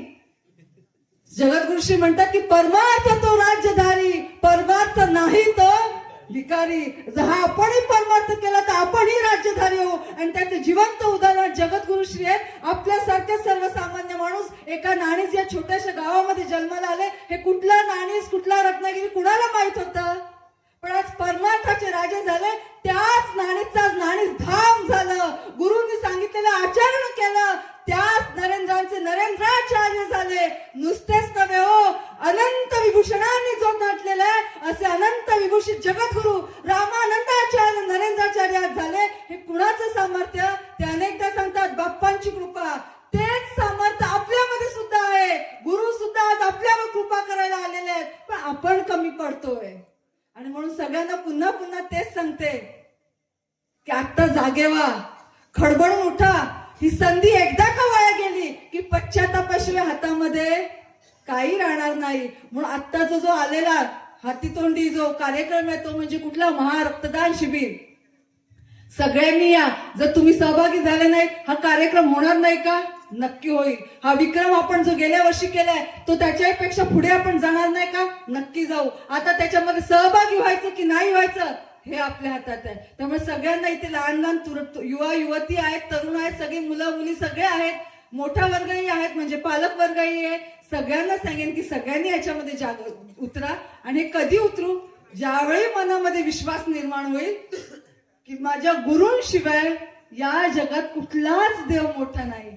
प्रभू अनेकदा म्हणतात ना की अगदी ब्रह्मा विष्णू महेशापेक्षाही माझं जर श्रेष्ठ कोण असेल तर ते माझे बाप्पा आहेत. हा त्यांचा जसा भाव आहे, त्यांचा जसा विश्वास आहे, तसा आपल्या मनामध्ये एकदा का विश्वास निर्माण झाला ना, अरे कुठेही जा माझे गुरु माझ्या सोबत आहेत आणि ते सगळ्यांपेक्षा महान आहेत असा एकदा का विश्वास निर्माण झाला की मग काही काळ नाही, घाबरायची गरज नाही. आणि मला वाटतं की तो आपल्यामध्ये नक्की निर्माण होईल.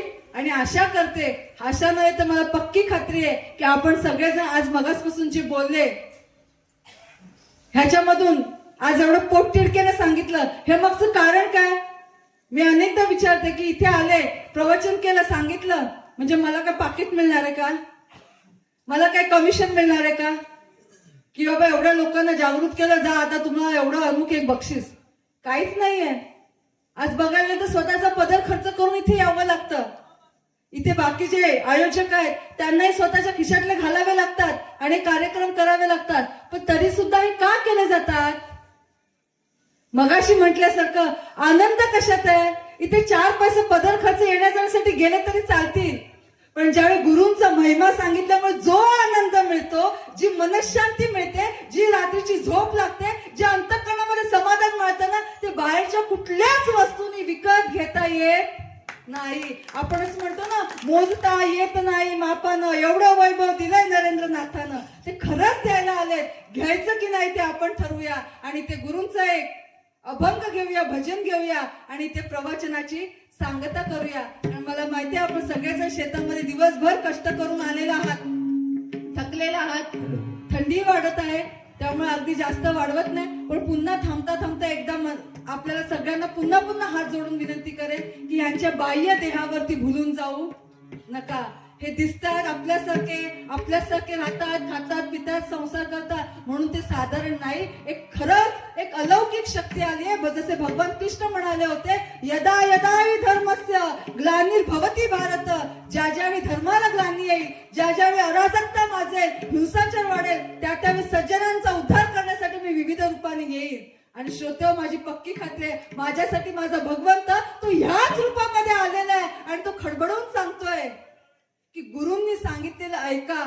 या कलियुगामध्ये जर कोण तारणार असेल तर ते गुरु तारतील. आणि म्हणून गुरूंचं ऐका, विश्वास ठेवा की गुरु हे सगळ्यांपेक्षा श्रेष्ठ आहेत, ब्रह्मा विष्णू महेशापेक्षा श्रेष्ठ आहे असा मनाशी संकल्प करूया. आणि येणारा जो कार्यक्रम आहे, न भूतो न भविष्यती, गेल्या वर्षी आम्ही जितक्या रक्तकुपिका संकलित केल्या त्यापेक्षा किमान 50 कुपिका तरी यावर्षी जास्त संकलित करू असा संकल्प करूया. एकमेकांना सहकार्य करूया, सगळ्यांनी एकत्र येऊया, रुसवे फुगवे सोडूया. कारण सोबतीला कोण येणार असेल तर फक्त आणि फक्त ते सद्गुरू येणार आहे. आणि त्यामुळे आपण त्यांचे इथे गुणगान करूया, एक त्यांच्या चरणी पुष्प अर्पण करूया आणि ते प्रवचनाची सांगता करूया. ब्रह्मा विष्णू शिवाहून माझा काढसी दमान. ब्रह्मा विष्णू शिवाहून माझा काढसी दमान. परब्रह्म तूच बाप्पा, परब्रह्म तूच बाप्पा. ब्रह्मा विष्णू शिवाहून. जसे असत तसे ताज्या घडामोडी पाहण्यासाठी व आपल्या परिसरातील बातम्या प्रसारित करण्यासाठी आजच आमच्या चॅनलला सबस्क्राईब आणि लाईक करायला विसरू नका. संपर्क करा वेद न्यूज मराठी, सिद्धेश्वर मठपती, मुख्य संपादक.